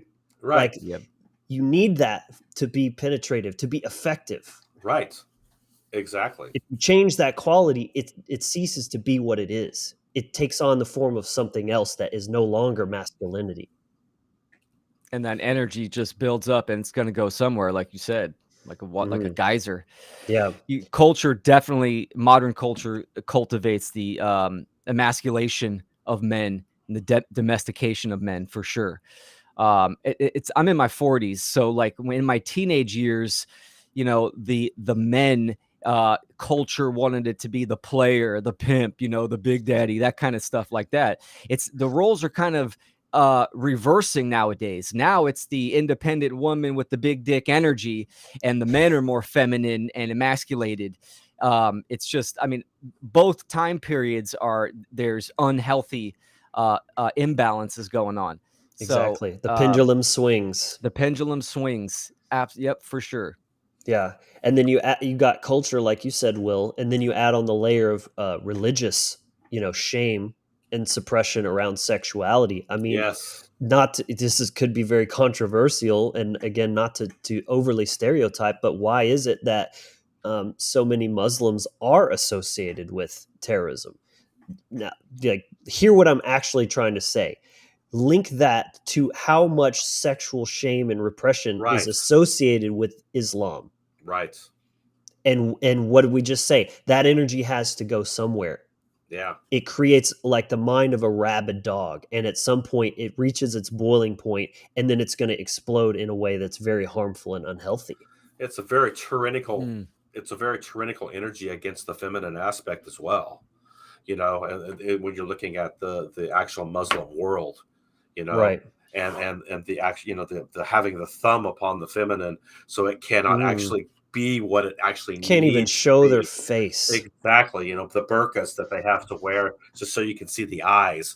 I mean, and then how the laws then perpetrate that action in context to the laws that are written in the Muslim world. I mean, it's mind blowing when you look at it, in context of where that energy is going. Yeah, well said. Definitely. The sexual aspect for men, right? Nowadays, I mean, what culture promotes is, you got to perform well.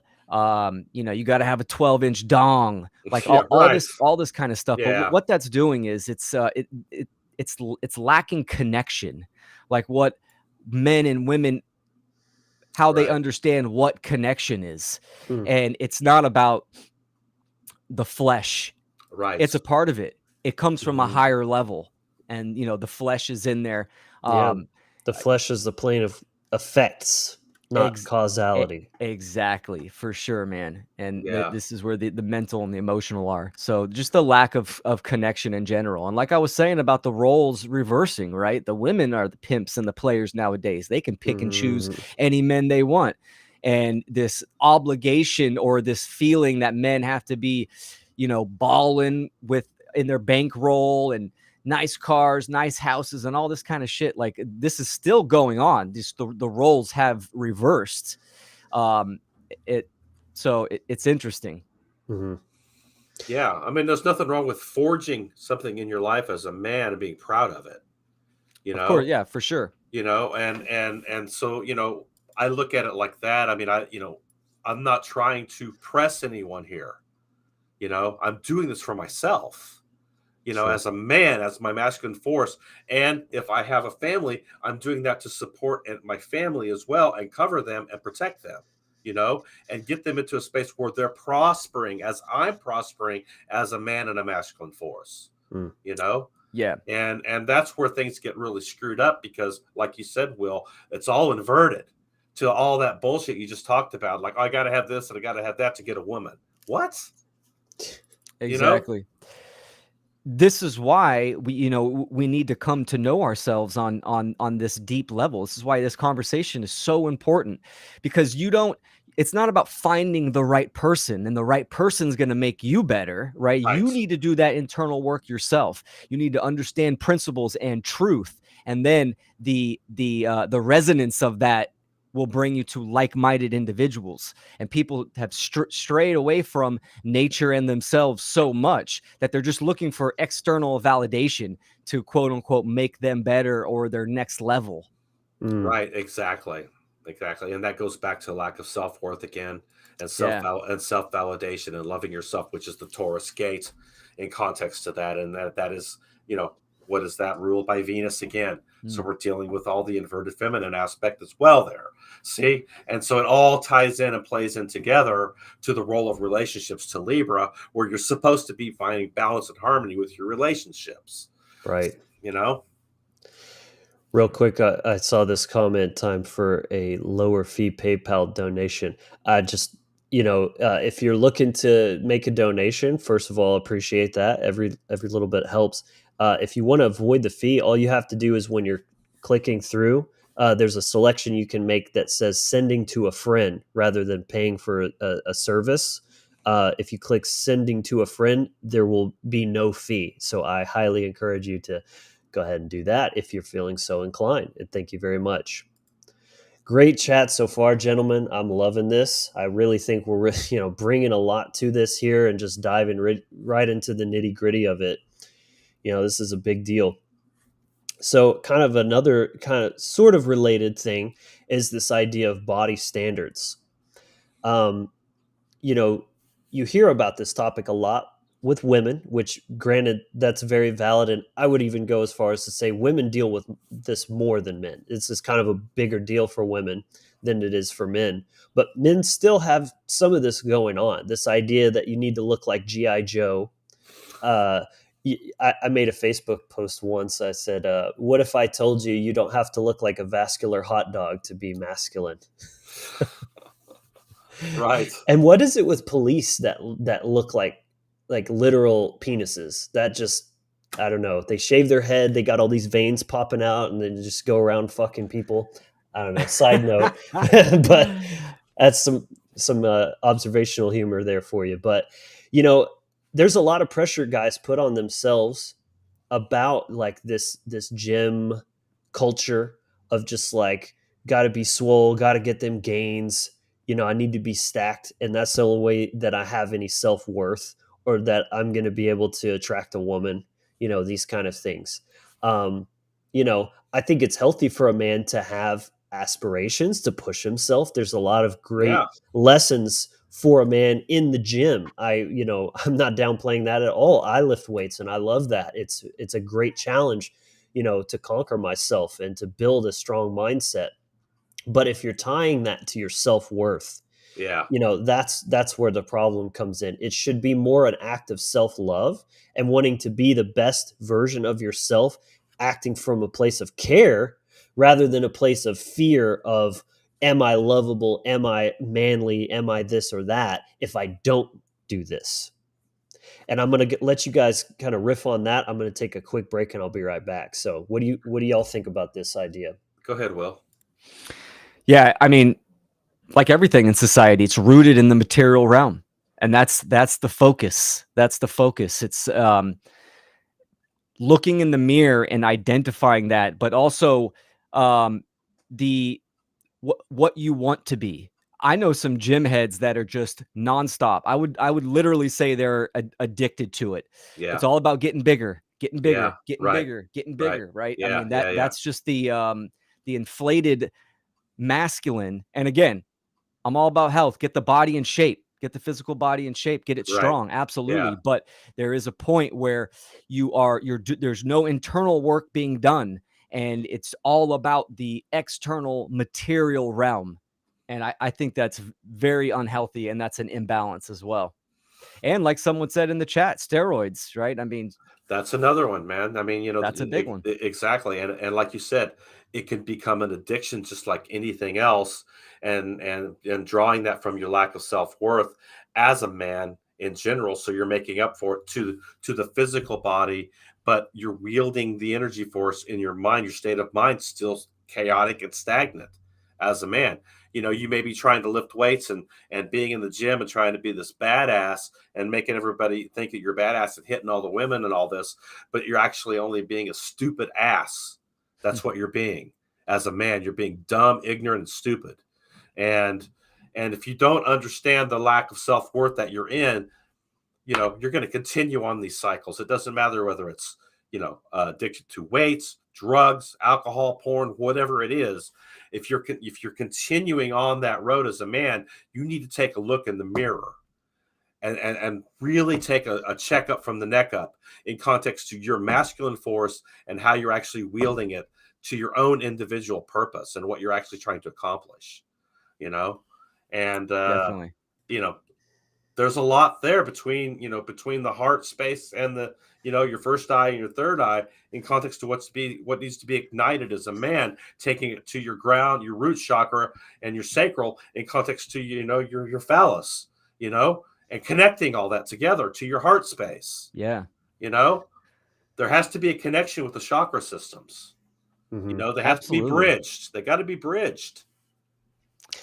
Yeah, I had a couple points come up for me that, first of all, could this be sort of an act of reclaiming self-ownership of the body, because taking it back to the circumcision thing, that act is, you don't own yourself, your body is not sacred, and this is a compensation of them trying to control, like, I have control over the state of my body. I'm going to chisel myself into a Greek god because Right. I'm compensating for that feeling of helplessness and lack of control that trauma instills upon a person.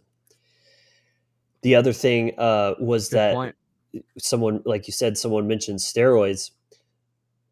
It's kind of like the male equivalent of when women get lip injections and all this kind of Right. stuff. I mean, I've even seen these guys from like South America and stuff that get these injections in their bodies and make their stuff swell up, and it's so gross looking. It's just like, Yeah. that is a mental illness. There's something really Oh, God, going on yes. there, and it's like, how can you even feel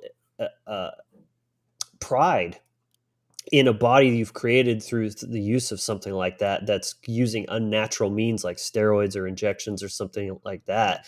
You're clearly compensating well into something deeper. It's not just a sense of, oh, look at me, like, because again, I think there's a lot to be said about why a man being muscular, being fit, is generally an attractive trait. I think that's based in something good, because it's subconsciously, what's the word I'm looking for? Like, it's like subtext, non-verbally. It non-verbally communicates to a woman that this is a man that has self-mastery. He knows how to push himself. He knows how to take control and rise up and like challenge himself, right? That's very attractive. So again, Yeah. the physical is the plane of effects. It's Yeah. indicating the mental state. But when you have things like steroids, you're bypassing that. You don't have to put in as Yeah. much effort. It's not to Right. say these guys don't work hard or anything, but clearly, if it was just about self-health, they wouldn't go anywhere near that stuff, right? It's coming Yeah. from a very unhealthy place. Yeah, especially to what it does to your liver, and Oh, your internal organs. I mean, you're actually just, and your pee-pee. yeah, exactly.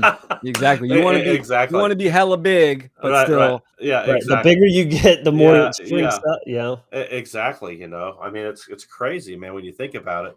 But taking it back to the healthy aspect, having the confidence as a man, and that confidence and that strength of your physical body, and having that confidence, and base of who you are, knowing who you are. And then I believe that does attract a healthy woman. Mhm. See? Because you are actually wielding the force correctly in context to your own inner confidence, your inner Leo, your inner lion, right? And dealing with that Leo energy in context to how it's really supposed to be wielded, not in a narcissistic way, but in just knowing who you are and understanding that the decisions that you're making are healthy in your life. And that you are, and you hit it on the nail, Logan, self-mastery. You're self-mastering your masculine, divine masculine force. I think skill sets are a masculine quality. Yeah. So I do Capable, construction. competence. Yeah, Right. exactly, exactly. I do construction, interior homes, but I'm also like a handyman and a carpenter.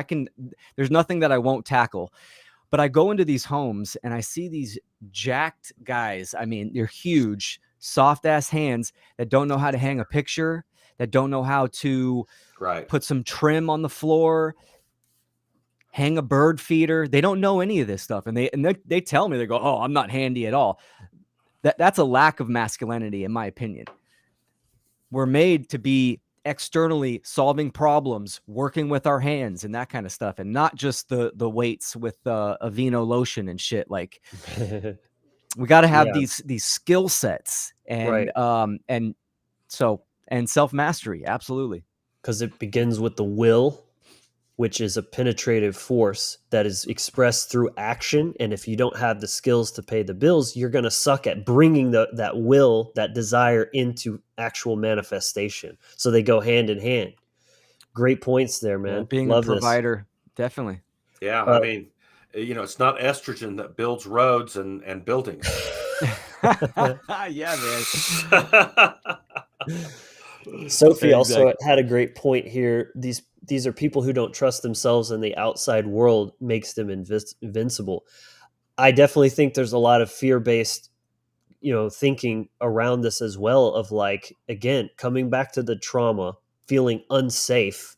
And so they have to make their bodies seem really big and scary, and that'll keep me safe, and the world will leave me alone because they'll respect me finally. And it's just this very wounded little boy kind of mindset of like, make myself bigger and rah. So I'll be scarier than you, so that'll keep me safe. Exactly. Right. It's the wounded child. Great point. Great Yeah. point. Hey, I'm gonna go take a wiki leak real quick. I'll be right back. All right, Julian Assange. And also there's several pointing out it's all about appearances, like this obsession with the physical world as well. And of course, again, this does apply to the women's side as well. This is going on in both genders. There's this obsession with gym culture and looking pristine so you can get the perfect Instagram shot, all this kind of stuff. It's all very much coming from an unhealthy place. Again, it's not that there's anything inherently wrong with these things, but what's driving these behaviors is really the $1 million question with this stuff. Yeah, again, it does go back to, what's been psychologically built in as a man in your subconscious mind in your child state. I was watching, I don't know if you've seen the Warrior Week podcasts or not, but I was watching one, and one of the things the guy said, I love this guy, man. He said, look, there's a king inside of you. You just lost him at the age of 7. He's still there. That king is still there. He's on an island. You got to go find him because he is in tune with nature. He is in tune with the community. He is the king of his life, and you have been a slave, and the slave needs to understand that there's a king inside of that slave that you need to find. Love And that allegory. yeah, and it's very true because a lot of the constructs and the reasons why these behaviors are happening go back to the trauma aspects that are built from Right. in context to that 1 to 7 age time frame, when our unconscious subconscious is being stacked up, Right. in context of the programming. Right. The trauma is a decrowning of your Yes. sovereignty. Yeah, you've got to shed the skin of those versions of yourself that are based in the trauma aspects and trauma responses. First of all, you got to recognize them. Why am I doing what the hell I'm doing? So true. And if you can't even recognize them by looking in the mirror, how are you ever going to burn through them and dissolve and burn through the veils of these illusion that you're in the programs and actually find as a man who the hell you are? Boom. So moving on here to the next topic, and this is a big one, I think, is this concept of fatherlessness and lack of male role models. Because I would say an aspect of masculinity is also being a teacher. It's not to say that women can't teach or shouldn't be teachers or anything like that. It's energetics. Teaching is a masculine property, just like learning is, or being a student is feminine. Teaching is projecting, it's penetrative. Student, you're open to receive. It's all about energetics. So, men need a strong male role model to show them like how to be a man through the actual act of teaching itself, being masculine, and then teaching all the aspects of masculinity. And there is a tragic level of absence of a father being involved in children's lives, of the single mother situation. And this is a huge aspect of where are all the good men, right? This classic question. It's where are all the fathers should be the next question after that, because that's what's going to cultivate and grow that young person into a man that can, take charge, take personal responsibility for his actions, protect and provide for his family. Well, if your father, is non-existent, he taught you without him even being there how to be a loser, how to run away from responsibility, how That's to right. not protect and provide. That's exactly what he taught you, and that's his legacy. And if you don't break that cycle, you're going to do the same thing. It's karmic in nature, man. It's ignorance. My father committed Yeah. suicide when I was 3 years old. So just to Yeah. give y'all and the viewers out there some context from when I'm talking about suicide, and I'm talking about, Yeah. Right. being an only child as well. So I didn't even have any brothers to beat me up or anything Right. like that. Yeah. It was me and my mom. So Yeah. I was at a pretty big disadvantage of learning and figuring out what is masculinity. It's still very much a process for me. Even as a 36-year-old man, I'm still reclaiming my manhood one day at a time, one choice and one interaction at a time. It's a process. Yeah. Definitely. An ongoing process too. I mean, Yeah. grown men can have mentors and have these male role models that I think all through life. And this is something in cultures where you get to a certain age, you're 18 now, or you're 25, and then bam, you're done. That's the end of the road, when growing and learning is lifelong, right? Yeah. Even old men can have mentors of younger men. I mean, this is something that's really important. The social engineers know if you split that divide in the gender, now you got 50-50, right? Yeah. Exactly. And one of the most important that I talk a lot about in my work is putting that wedge in the family dynamic. During the whole scamdemic, I went through a lot of emotions to see the lack of men and Wow. fathers Mind out blowing. there that just submitted and were emasculated, Yeah. right? I mean, that was a perfect time for men to step up and actively say no and protect their family and protect their children.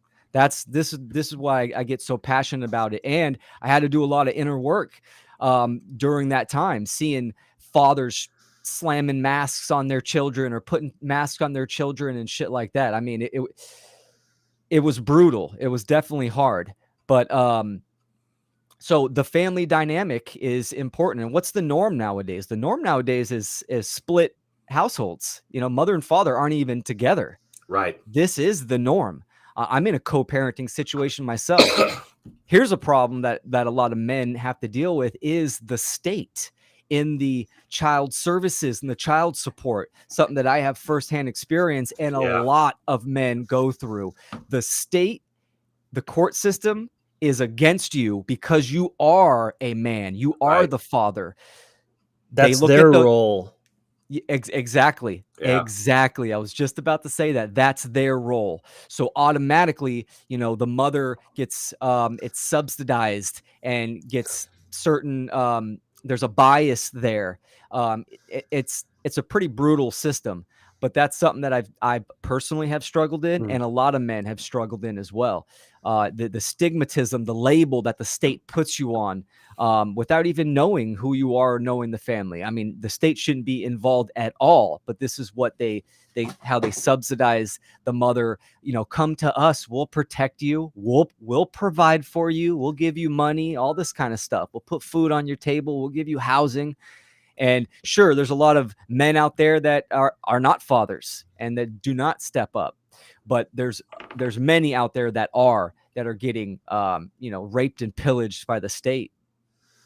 That's an excellent point and very well Yeah. said. I think the If there's key. Sorry. one thing the Oh, state doesn't like is competition, and they will be the proxy for the masculine presence in society and in the household. They're the ones that will be, taking on that paternal fatherly role, not you. You get out of the way and you be a good slave.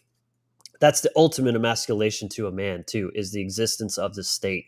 Religion's Yeah. another aspect, but I think the state takes the cake on this one for sure, because Yeah. it exercises the ultimate authority over him, and through coercion, that he has to submit and subjugate himself to be a good citizen.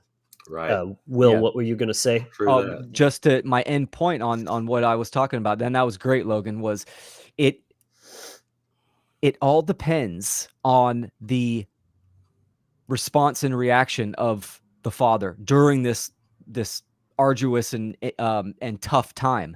A lot of parents, right? They especially fathers, now they're in a reactive state where they're spiteful and they want to get back at mom, and that affects the children, right? Yeah. There's not one time you're not being a role model for your children. You always are, including how you interact with external forces like the state. And I'm not saying back down by all means. I'm saying fight, but do it from a place of logic and reason, not emotional outbursts and spitefulness. Because that's what they're doing. They're sparking. As soon as the state gets involved, they're pitting mother and father in a war against each other. And guess who suffers those consequences? The child. And the child's all eyes on you, right? They're always looking at mom and dad and seeing how they're operating. So understanding truth and moral principles is extremely important. I took my daughter out into stores and had her experience me interacting with immoral people.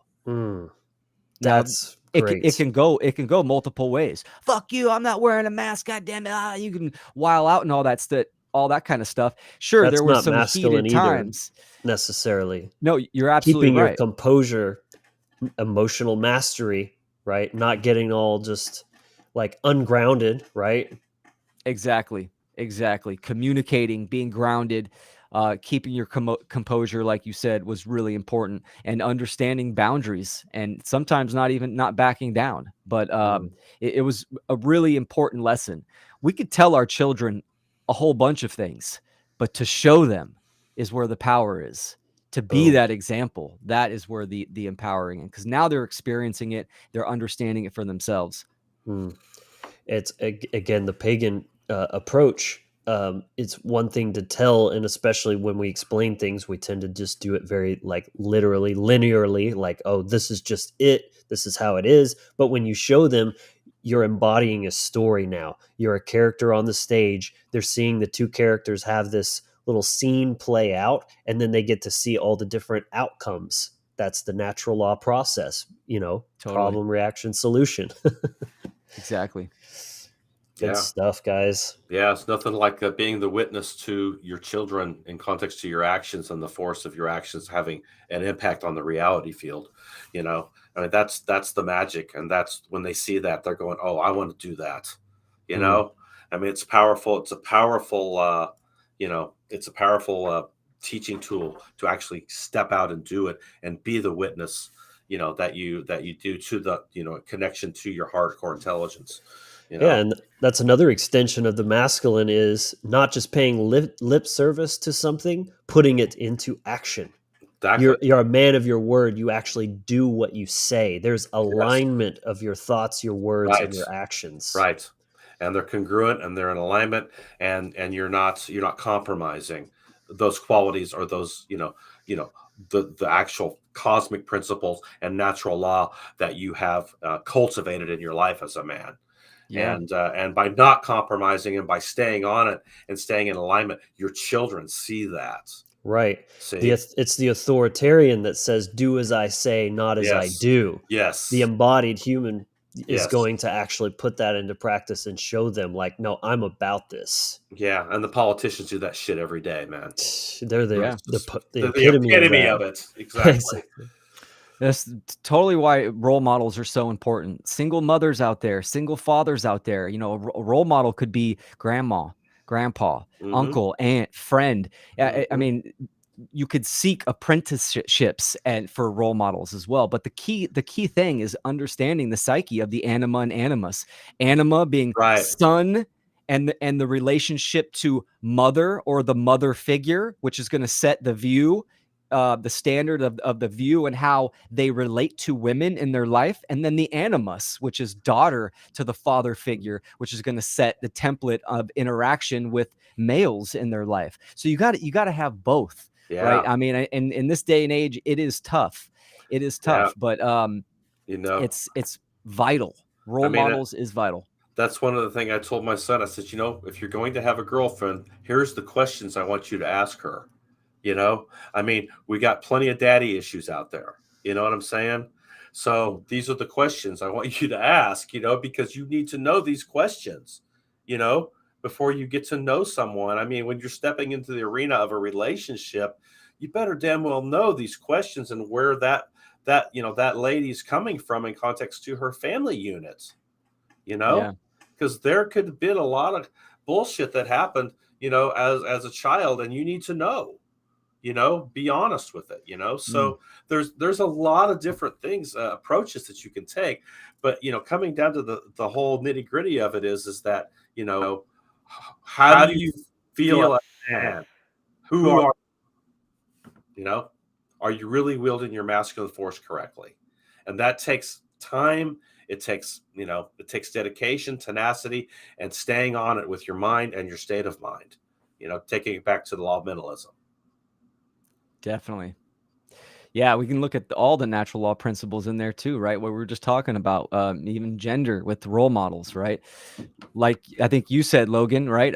Only a man can show a son, how to become a man. Same thing with a woman, right? Yes. A woman, only a woman can show a daughter, a girl, to become a woman. But that does not negate the anima and animus, right? It's this harmony is what it is. This harmony in the relationships.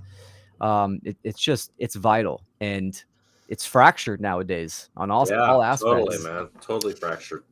It's interesting what you said there. Just comment on that real quick. I would actually say it's still on the father to teach even the daughter about being a lady. Mm-hmm. The mother can still be an example, and especially when she's observing them interacting, relating, that's important. But as soon as the mother steps into a teacher role, it's almost a contradiction, because she's using a masculine modality of teaching to teach how to be feminine. So it's much more effective the other way. I see the father as the teacher role for the whole family. Teach boys to be men, teach girls to be women, and then they're both role models when it comes to actually practicing and seeing what healthy man to woman interactions relating looks like. Oh, absolutely, 100%. Yeah. And the child is learning all of that, right? The child stays in that student dynamic all the way up until, they're kind of coming into age. So they're seeing the dynamic between mother and father for sure. Yeah. Good points. I was just having a chat with my aunt yesterday. Really great conversation, catching up and all this. And there was a point she was telling me about some of her struggles with her oldest son, who's, he's, I believe, 24 now, still lives at home. And she came to tears telling me about how she could see that sometimes he would be disrespectful to her, either in the way he speak to her or hand gestures and things like that. And that she could actually see where he had been modeled this by how his father, her husband, had treated her sometimes when they were arguing. And of course, she said that he had taken responsibility for that as sometimes, and told him point blank, like, look, son, don't be like me. I messed up. That wasn't okay. That's not how you treat, a woman. But that's just an interesting, like, very recent anecdotal example that I could give to this. Yeah. Like, your children are mirrors, and they're looking to you. They don't understand the world. They're still learning. They're in total learning mode all the time. They're looking to you for, how do I behave in different situations? So you need to be very conscious of how you're acting. Well, you said the key word, conscious. When you're unconscious, this is why, boys and girls, when they grow up and they start dating, when they date the opposite sex, there's a lot of characteristics that shadow the relationship they had with either their mother or father. Right. So, but it doesn't have to stay there. If you had, this is where daddy issues and mommy issues come from. Yep. If you're conscious of it, you're conscious of the relationship you had with your parents, and you can learn and grow from there. Absolutely. But this is what a lot of people are stuck in. Men are dating women that had the lack of what their mother had as well. Right. They're continuing the cycle. So it is this mirror, this correspondence, and vice versa with women to men. And that's quote unquote normal. That's the unconscious feedback loop. Exactly, man. Boom. Great. So the next thing and you've touched on this already a little bit, Will, is it's very related to what we talked about, and that's child support and custody bias when it comes to the court rulings strongly favoring the mothers for custody. They slap the men with all these ridiculous like child support, mandates and things like that. And I know you've got a lot of experience with this personally, Rodney. Perhaps you do too. I don't know. I've never been married. I have no kids. But I've heard the horror stories from many, many friends over the years. I've seen the statistics. It's extremely out of balance. Yeah. A brutal system. You can even look at CPS as well. That is, what a traumatic system. Unfortunately, I've known people that had their kids stripped from them. Yeah. As a man, and I'm going to open up here. One of my fears, probably my worst fear, right? And I look at fear as a challenge. Doesn't mean I'm not going to follow through on it. Having someone trying to take my child away from me, because I know what I would do. I wouldn't have it. I wouldn't have it whatsoever, and by any means necessary. So there's this organization that does this, takes children away from people, good people too. It's unreal. So this is why we do this work is for people to gain awareness of self-ownership and sovereignty, so they can try to vacate the state in any means necessary. Communication in co-parenting, I think, is vital. If you can get the other parent to understand or agree on principles, it might be beneficial for both parties to go that way. But the state, like I said, they subsidize mainly the woman. Free housing or discounted housing, food, cash aid, all this stuff. You really got to have respect and self-love for yourself to go, no, fuck you. I don't need that shit. I'm going to take care of myself, and I'm going to parent. I'm going to co-parent with the father, not the state. Yeah. And I respect people when they go that route, and I get it. Times can be hard for sure. But there's still a gradient in there on how much you're going to use against the other parent. And unfortunately, the majority is it's used as a weapon. Yes. Yeah. Again, totally. I've seen this happen with many of my friends, and it's difficult to watch, even though they're not my children. It's just seeing my friends go through that and how their children are weaponized against them by their mothers. Jana is here saying, I work in social work in a conservative town, and the courts don't favor men more than women as much anymore. In fact, I haven't seen that in quite a while. And of course, I don't dispute that that's your experience. And it may be true that at large, those numbers are going down. I think it very much varies depending on what location, the jurisdictions. Conservative town. I think that's a key word. Yeah. I'm in California, so that says a lot. Polar opposite there. Exactly. And then she said, I'll also come work in CPS for a week if you want to see the reality and get out of the stereotypes. If you can follow up with what you mean by that, and what are the realities that you're referring to. But again, these men are coming from personal experience, so it's not just stereotypical. It's literally anecdotal. But again, it's definitely not black and white, and I'm not here to talk about this in a absolute position. It just varies. There's a lot of different aspects to this, but it is a topic worth mentioning, and it is something that is at play at some degree at large. It's at least worth bringing up, as this is something that many men do and have gone through, and that's the purpose of this episode, is to just look at some of the experiences that men have to endure, de facto in real life.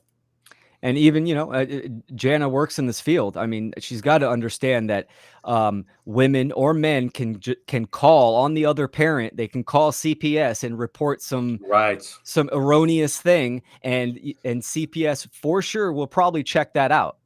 So this is what the type of things that I'm talking about CPS can be used for. My good friends that had their children taken away from their moral into natural law, beautiful people. The neighbors did not like how they lived, called CPS. They followed up, and the state took care of it from there. So that is going on, and it is used as a weapon for it's weaponizing. Yeah. Mm-hmm. Yes, exactly. Yeah. And sure. And not a blanket statement. Sure. There's some children that are in horrible situations where CPS comes in and gets involved. And yeah, that might be the case as well. But we're talking about using it as a weapon is kind of the key point.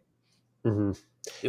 It really is a breakdown of the family units. I mean, taking it all the way to the children, the father, the mother, the grandparents, their grandparents. It's an attack upon the family unit that's actually going on this planet, trying to break apart, the bond between the masculine and feminine that's supposed to be there, and as long as we allow this as men, because it's our responsibility, as long as we allow this to continue on, it's going to continue on. It's going to get worse. I mean, it's at a crisis point at this right now. Think about what it's going to be in 5 to 10 years from now if we don't actually step up as men and own the responsibility of our families. That's another thing. Not men just not taking care of their families, even if they have a divorce, not actually taking care of their kids, walking away from the responsibility because they're so blinded by their own trauma-based responses in their own life. They just give it the middle finger and say, "Fuck it, I don't want to deal with it." Yeah, exactly. That's another, aspect to this as well, that pressure, And certainly, as Green Mountain Girl pointed out, court favors whomever can pay a lawyer more in general. I'm sure that has some effect on it as well. But we're kind of just talking about the general tendency of bias here. There's going to be different variables that lean things one way or another. Jana says, that's why I mentioned conservative town generally favors moms. I don't know. What do you guys think? I would think that liberal areas tend to favor that because that's the proxy for the father. The left is the feminine area, right, as manifestation of right brain imbalance. Yeah. So they're going to favor the feminine more, in my estimation, psychologically speaking. She then said, we get bogus custody calls all the time. Dads every bit as much as moms. I've never seen a removal on bogus stuff. That's why we investigate. Now, you're speaking from experience, and I'm not gonna to say anything that I'm not going to invalidate your experience. I believe that what you're saying is true about your experience, but I also would submit that perhaps because you're involved, you have firsthand experience that may be making you a bit biased to the bigger picture at large. Because, I mean, you could just go on something like TikTok and see just endless videos of CPS harassing people over the most ridiculous things. I mean, there's no shortage of real evidence to look at this. So Correct. Perhaps you might want to look outside your own experience to form a more holistic opinion. Yeah, I that may be true from where you're at, and that's great. I hope that at least some places there's actually some merit to what that service is providing, but at large, the government does not care about children. It's not there to protect. It's a monster of tyranny and pain. I'll go a step further. CPS shouldn't exist. Same as any government institution shouldn't exist. It's an immoral system. So there's lots of content on there showing the immoral and the violations of CPS, just as there's a lot of videos out there of the immoral and the violations of highway patrol, right? Yeah, So I mean, the state government in its concept is immoral, artificial, and should not exist. And guess what? You're in the natural world. Bad shit happens. It always is going to happen. This is the playground, right? This is the school that we live in this reality field. exactly. So, but that does not mean that there should be a control system that violates people on a daily basis. Yeah, that's why we're doing the podcast, man. Yep. We're here to teach. We're here to show, hey, man, this is, you've got to own your own morality, and we're dealing with them as a man. Yeah. And when you can do that and you can step up to the plate and be that man and own it, it's going to solve a lot of problems. A lot of problems. You're not going to need CPS. You're not going to need all this bullshit, because you have actually stepped up and taken ownership of your own self as a man, and then bringing things into a right alignment, and that's why we're doing what we're doing. Yeah. That's why we're teaching. And Jenna, I appreciate your comments and your perspective. I don't want you to feel like I'm picking on you or anything. And it's good that you do agree in general about the government. And I agree also that many don't really think about the atrocities that happen to children. I mean, it's the same reason I showed that clip of circumcision in the beginning, because it's so easy to ignore, out of sight, out of mind, pretend it's not there. And when it comes to child abuse, like this applies to natural law and morality just like anything else. So anything the state does that is in alignment with natural law and morality is technically not wrong, but it doesn't make it special just because the state is doing it either. They don't have any more rights or special abilities than any other person. So when it comes to protecting the children who are innocent, they can't even protect themselves. I think there's a legitimate place for some role of service to look at these things, but having that power highly centralized is a very dangerous aspect, because then who watches the watchman, right? That's the ultimate question. Well, that's if this was more community based, right?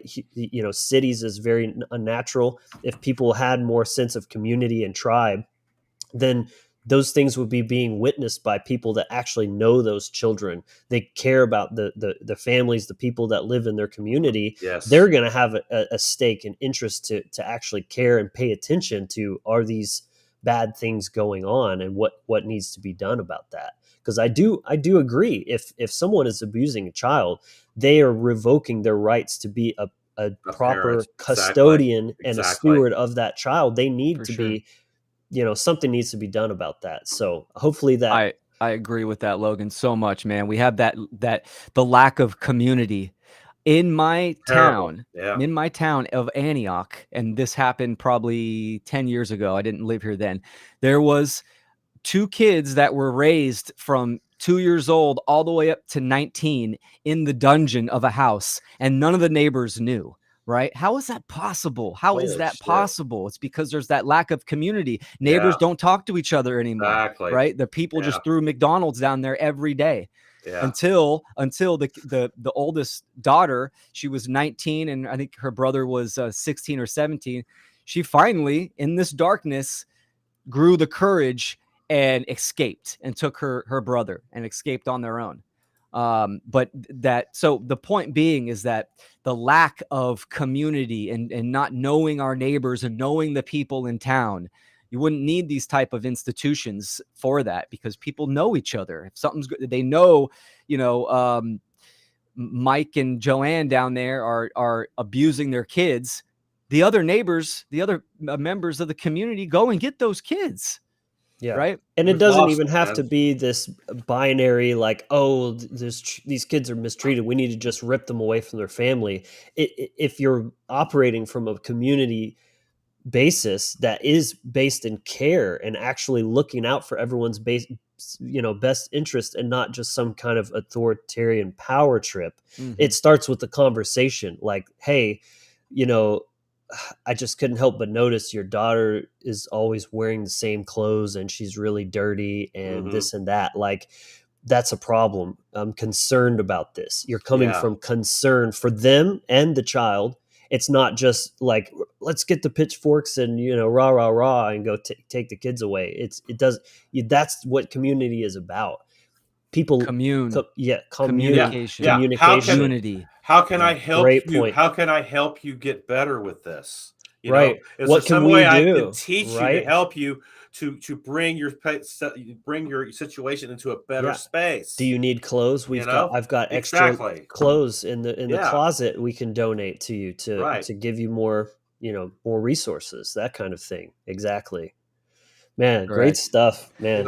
And CPS, just real quick, Jana, and I totally appreciate your comments too. She said CPS by law has to place kids with family members. That not here in California. That's not the case. The friends that I know, they took their 4 kids away from them, and they didn't give them to any family members. The family members that wanted the kids, they gave them to 2 cops. What? Jesus. Yeah, exactly. That's rough. Totally. Wow. Yeah, we really have lost our sense. So I think pride. it depends, like Jana, like you were saying, I agree with that. She's in a conservative town. Definitely depends on location and stuff like that. The gradient, the level of it, for sure. Yeah. Excellent conversation, gentlemen. Yeah, great comments in the chat too. Yeah, I love this. This is a real conversation. This is exactly what I want this show to be about. Every single week, we're here to bring these topics up and just have a conversation. It's just as much about all you guys out there in the audience, in the chat, as it is about us. We're not anything special. We're just trying to bring light on these important topics that in hopes that it'll bring some value and awareness to someone else. So again, if you're enjoying this, hit the like button real quick. That takes 0.2 seconds. It's the easiest and best way you can support this channel, help us grow. Of course, subscribe, click the notification bell, and share this with a friend, right? Man or woman. Maybe somebody needs to consider some of this information. I definitely have conviction that part 2 and 3 are going to be just as powerful. We're going to keep going here for a little bit longer if you guys are good with that. Cool. I got a few more minutes. Okay. I have a few more points that I think need to be involved here. And regarding the Q&A segment, we're going to skip that on this one, but I think maybe we could either put it on the end of part 3 if there's time there, or we could even do a 4th part that's just the call-in show, and just depends if there's enough demand for it. So let me know in the comments, what would you prefer, a little bit towards the end of part 3 or its own show? I just don't want to do it and then there not be anyone, taking me up on it, without any preparation on a different topic, that sort of thing. But yeah, just curious about that. So the next thing I think would be good to touch on here is, the advent of dangerous jobs, dangerous workplace conditions, that typically are male dominated, so to speak. I mean, it's not that they're dominating anything. That's the thing, is that women don't want these jobs, and for good reason. Men are just better equipped. They're physically stronger. They're tougher. They're willing to take risks. It's not that women aren't willing to take risks, but these are, again, we're talking about energetics. We're talking about tendencies and archetypes. Again, the warrior archetype is masculine. So we're not just talking about roofers and truck drivers, but especially military, and aside from being, the perspective that military are order followers and all this, but let's just take something like the draft, for example. Maybe that's not active right now. It very well could be again sometime in the future. It happens in other countries as well. So this isn't just an American show. We're talking about global issues, right? We're talking about the prison planet of Earth and all of the problems being looked at holistically. So, a lot to get into there. But yeah, what do you guys think? Go ahead, Will. What's the question? Repeat the question again. Well, we're talking about dangerous jobs. Oh, yes, got it. Yeah, I mean, there's so many. Oil, fishing might be one. Plumber. Plumber, carpentry can be dangerous as well. I mean, there's a lot of heavy machinery and stuff like that for Construction. sure. Construction, absolutely. And my old neighbor he was the guy that changed the lights on the top of the tall light towers that planes see when they fly by, you know, on Yeah. mountain ranges and stuff like that. Scary. Electricians for sure. Yeah. That's another one. Yeah. What'd you say? Military? Yeah. Yeah, just men going to war, basically. Yeah. Of course, that's changed a lot over the past, several decades. There's a lot more women in the military, but it's still largely, biased towards men. At Right. least definitely more than 50%. And there's still more expectations on men. I mean, you want to talk about sexism, the physical standards, the fitness standards are different for men and women in the military. I was in the Air Force. A lot of people don't know that, but they literally have different fitness standards for how many push-ups, how you have to do, how fast you have to run a certain distance and things like that for men and women, because they know there are physical differences.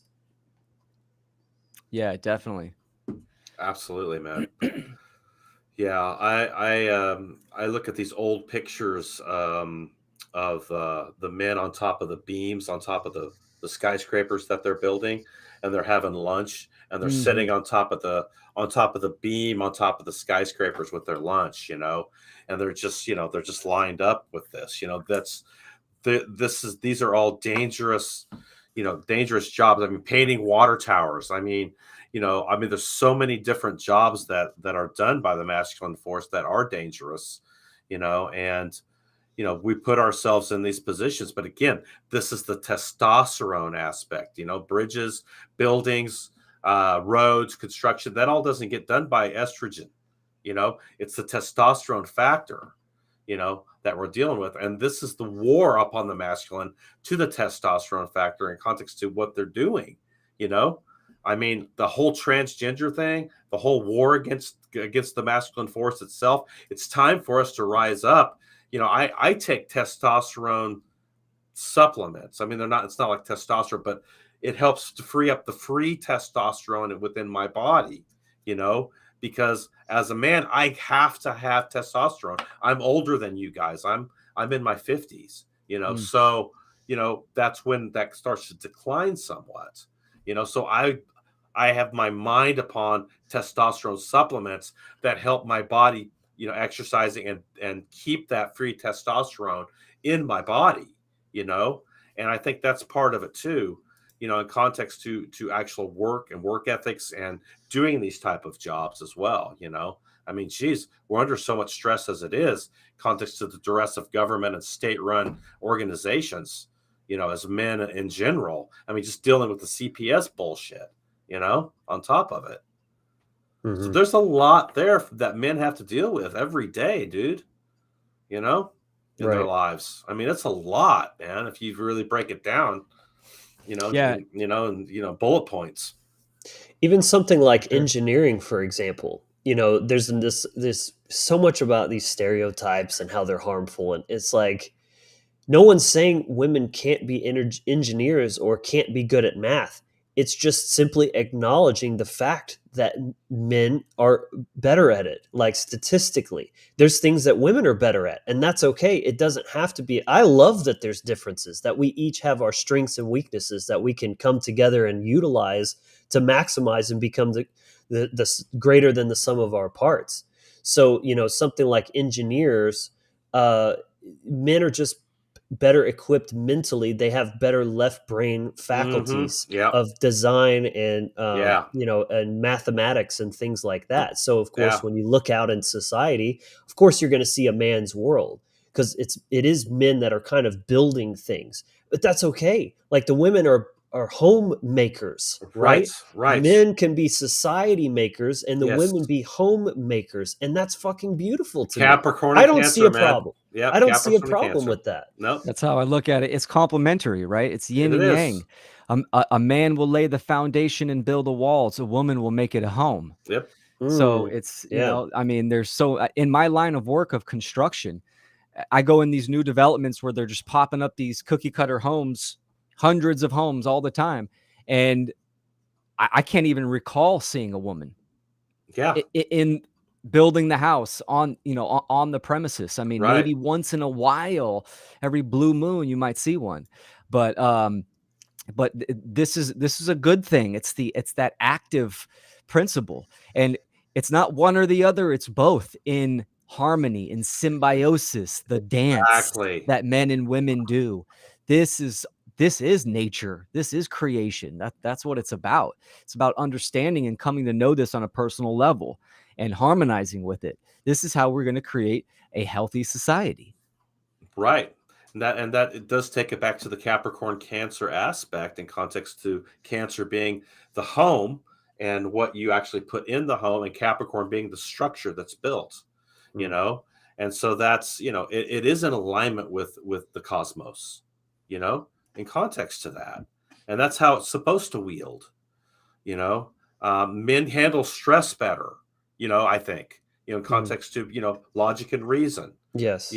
For sure. Like air traffic controller. That's another one. That's a high stress job. If you're looking at, bringing planes in, and all the activity that goes on in the air, that's a high level, high stress job. I'll tell you, being a chef, I've been a chef my whole life. Being a chef is a high stress job. And people don't realize that how much stress there is in being a chef. That's why there's a lot of men chefs. Yeah. Fascinating. It makes sense because it's not just about the cooking.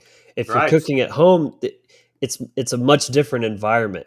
You get to take your time, put your drops of love and your feminine care into every aspect of that, because you don't have Gordon Ramsay yelling at you and fucking shit catching on fire or whatever. Right. 10 orders coming in. You got to use that time management and logic and reason to kind of work that out. I've had times when I've had the line going, and there's, we're trying to feed 200 people in the dining room, and 7 banquets going on that have to be out that day, and so you're dealing with a high level of organization, stress, logic, reason, being able to compartmentalize things, and time management, so you've got a lot going on, and that's why there's a lot of men chefs. That's the reason.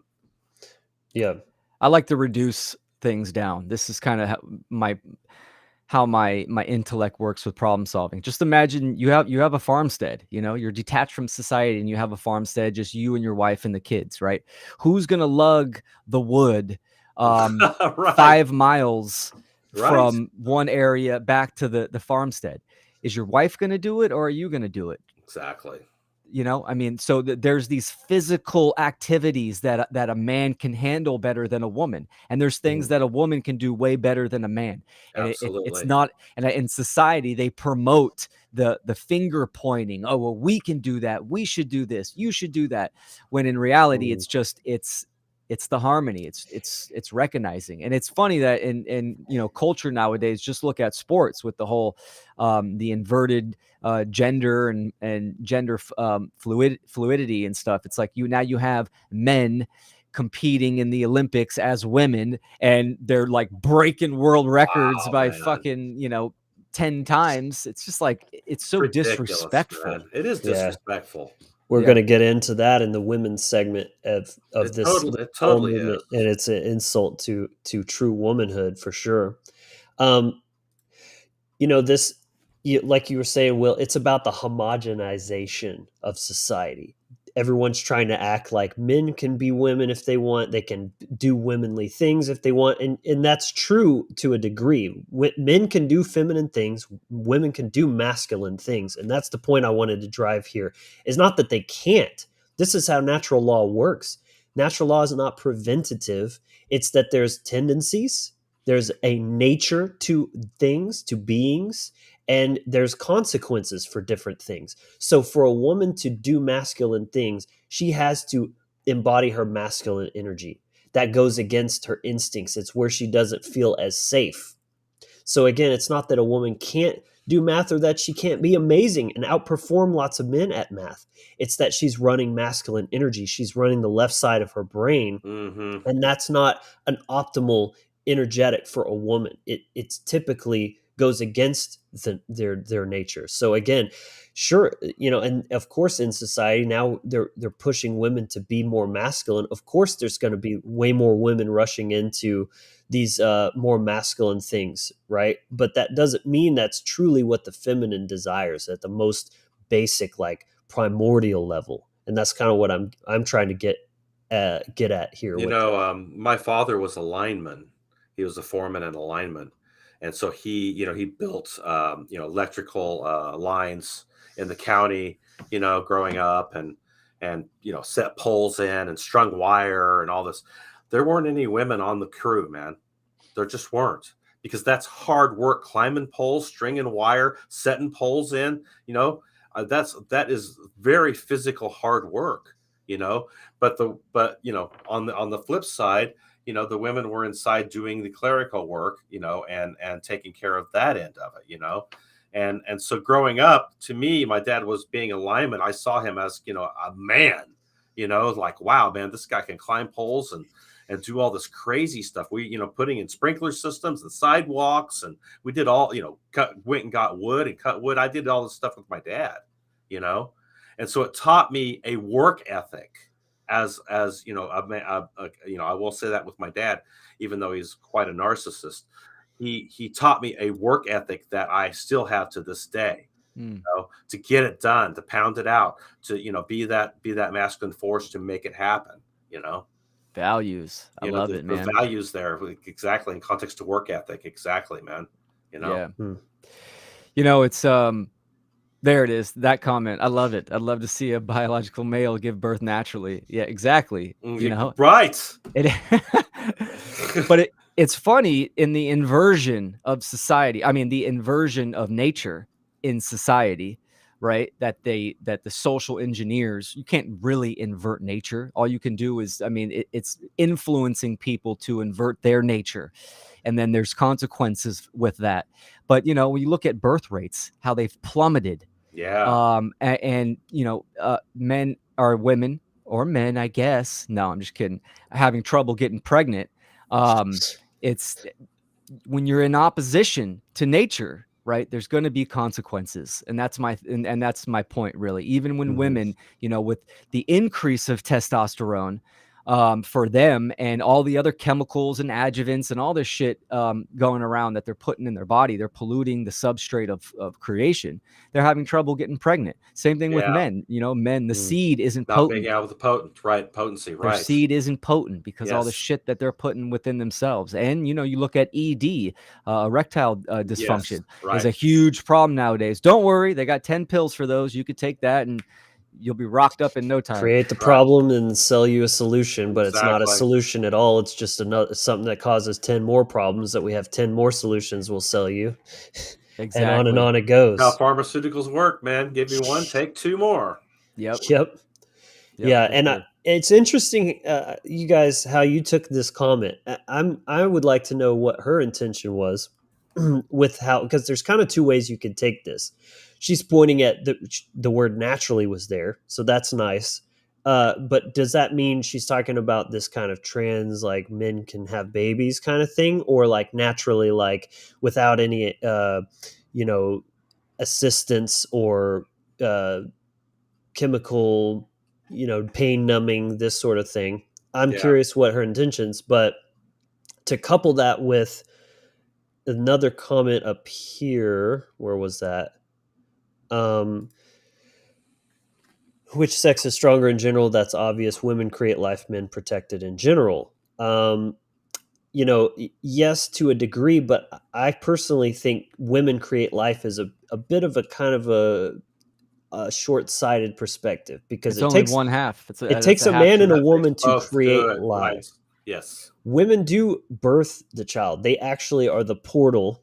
They are. There's a stargate that brings, a life into the physical world. And by all means, that is fucking magical. I love that. It's amazing. It's something men cannot do. Again, I want this purpose to this series. So regardless how you meant it, or I don't want to make assumptions of which way, it did seem a little bit like, I'd love to see a man give, that kind of thing. Maybe that's not how you meant it.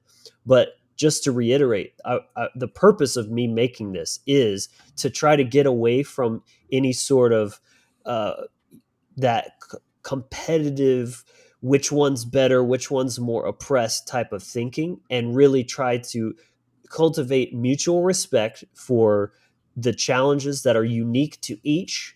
And then how can we actually support each other in that understanding and that acknowledgement of those unique challenges? And how can we basically make life a little bit less difficult? Because goodness knows, like it's a bitch, right? And we are all dealing with shit of different kinds. Each person is fighting their own unique battles, but we're all in this together at the end of the day. So, Right. I want the purpose of this, the takeaway, to be how can we kind of see each other, really see each other and those unique challenges, and how can we be more understanding of those and kind of supportive of those things. Yes. Good point.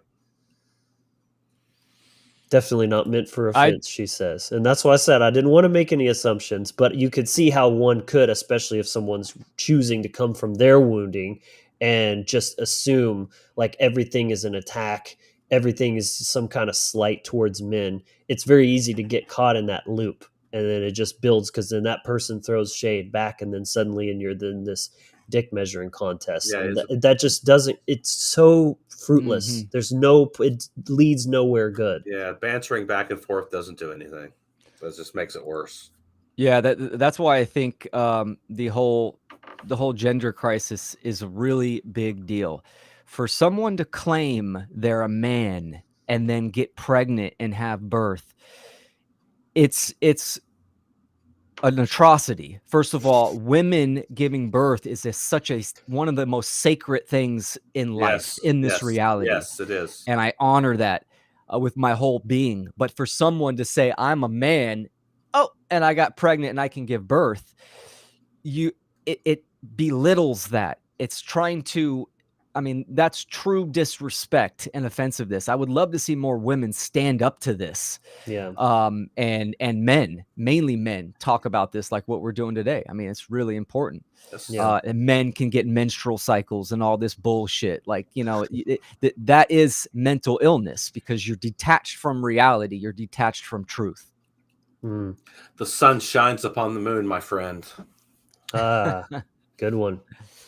Yeah, Let's see. So maybe one last thing we can touch on here. I know we're getting running pretty long today. I warned everyone that was going to probably happen, and I'm here for it. Like I think everything we've talked about is very like an essential aspect of painting this whole picture that we're looking at, and I want to do the same level of thoroughness and due diligence for the women's side as well next week.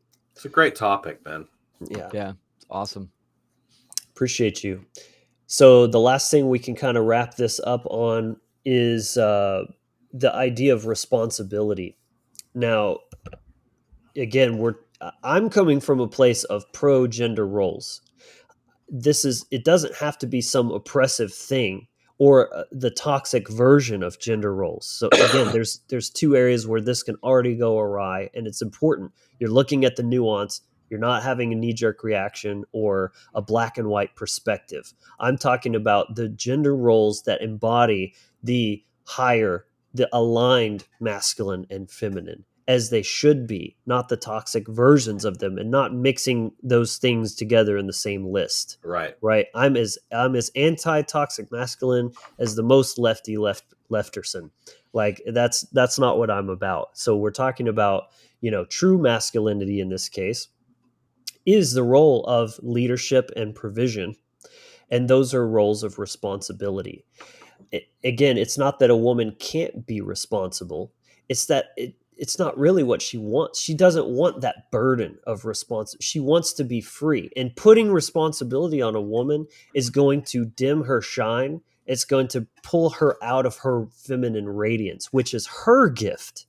The man's gift is service through leadership, provision, all those kind of things. The woman's gift is radiance. And if she's thrust into or taking on herself a masculine role, she's by nature going to be not in her feminine essence and not bringing about that freedom. The feminine needs to be unencumbered by that to fully be in that freedom and that radiance. So hopefully that gives some context to what I'm saying here. And just taking it back to this idea of responsibility. It's ironic that the wounded feminine wants control and is afraid of being vulnerable, whereas the wounded man is afraid of responsibility, of leadership. He feels safer being vulnerable and just capitulating his feelings, like Rodney said, and not taking that personal responsibility, because ironically, leadership is the male version of vulnerability. Really think about that one. For the feminine, it's expressing vulnerably from the feelings, from the heart space of just like, these are my feelings without any kind of attachment, blame, judgment, outcome, any control, any of that. The man's version of vulnerability is taking responsibility for taking, because when you step into leadership, you're taking responsibility for the outcome of what you're leading towards, right? You're risking rejection by asserting a directive or a suggestion or whatever have you, because you're vulnerable to somebody saying, that's stupid, or why should I listen to you, or whatever, to be disrespected in that way. A man's innate need is to be respected and to be allowed or respected in his leadership, whereas a woman's need is actually to be cherished and to be served. Those are two totally different dynamics. Right. Men and women have different needs. That's really what this comes down to. So again, men can be feminine, but that's not fulfilling their true masculine needs, and vice versa. So just kind of my point with this bringing up, and I'll let you guys riff on this a bit, is just, I would like for women to appreciate that willingness for men to take responsibility, to bear that burden, to be vulnerable in their masculine way of fearing rejection, of being, emasculated or subjugated in some way, because they have to put themselves out there to set themselves up for them. That's why it feels safer to just kind of, whenever you want to do, babe, right? Just kind of go along to get along and that kind of thing. So, yeah, what do you guys think about that? Go ahead, Will. Oh, you're muted, man. Sorry about that. Yeah, no, well said. I really like that and resonate with that for sure. I mean, just looking at responsibility, right? The ability to respond. Now, of course, this can be looked at internally in the self, but also externally to the world. So your ability to respond as a man or to your wife would be the male aspect. I love that the masculine quality to serve the feminine essence, that's powerful. I really like that. And there's almost kind of healing, right? Healing means wholeness, to complete. Yes. To be healed. So when you have that unification of man and woman, right? And in the self, it's the alchemical wedding.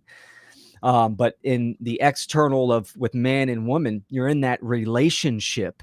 There is almost a wholeness, a completion when it's in balance, right? When the polarities are in balance, there is a level of healing to kind of the world, or this experience that we have incarnated on and growing together and evolving.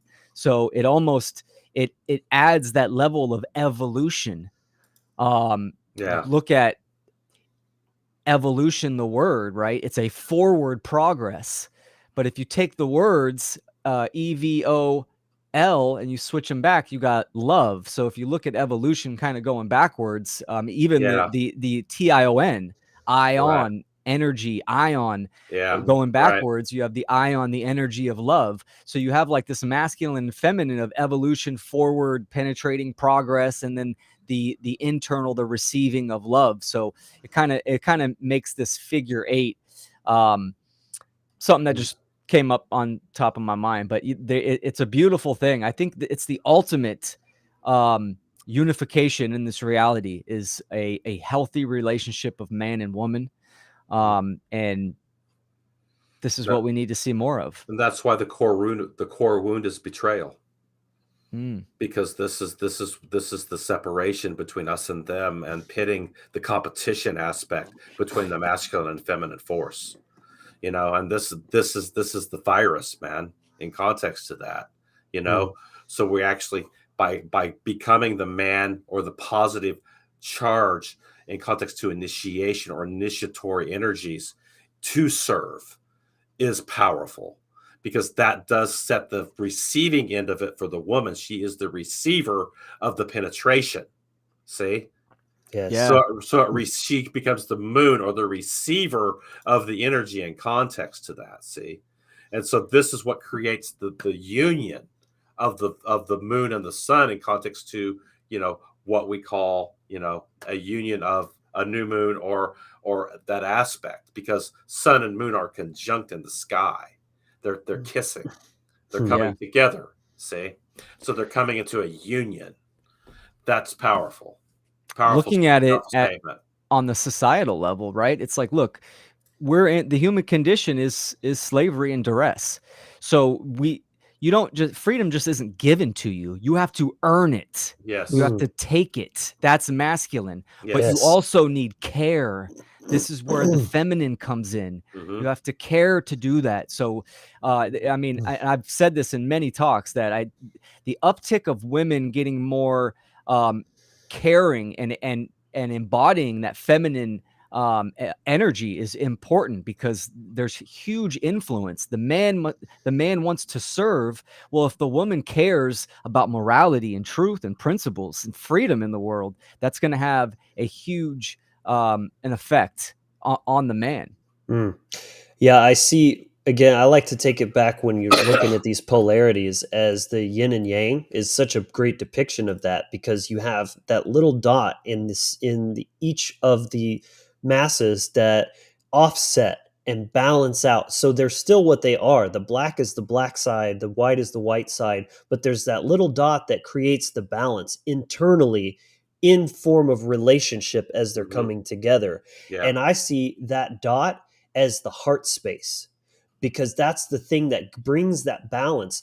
The heart is the center of the chakra system. You've got the top three and the bottom three. They come together in the middle in the heart space, and everything is activated and comes online. And this is where true holistic heart-based intelligence comes from. So a man that's in his assertive, dominant, energy, but is not operating from the heart space. Right. That's that state of imbalance, because he's no longer acting out of service to the feminine and the greater good of the unit. He's acting out of self-service from his own wounding. Yeah. And I want it as a couple of great... and he's in his lower base self in context to that. He's right. They're not bridged. So his hardcore intelligence is offline. And he doesn't have an eye to see the need of the feminine at that point as well. There's a couple of great comments here I wanted to touch on too. They bring up good points. Jana says females can evolve to what they need to survive. Thus, the stereotype of manipulative in the toxic form is the intelligence gone dark, usually due to abuse.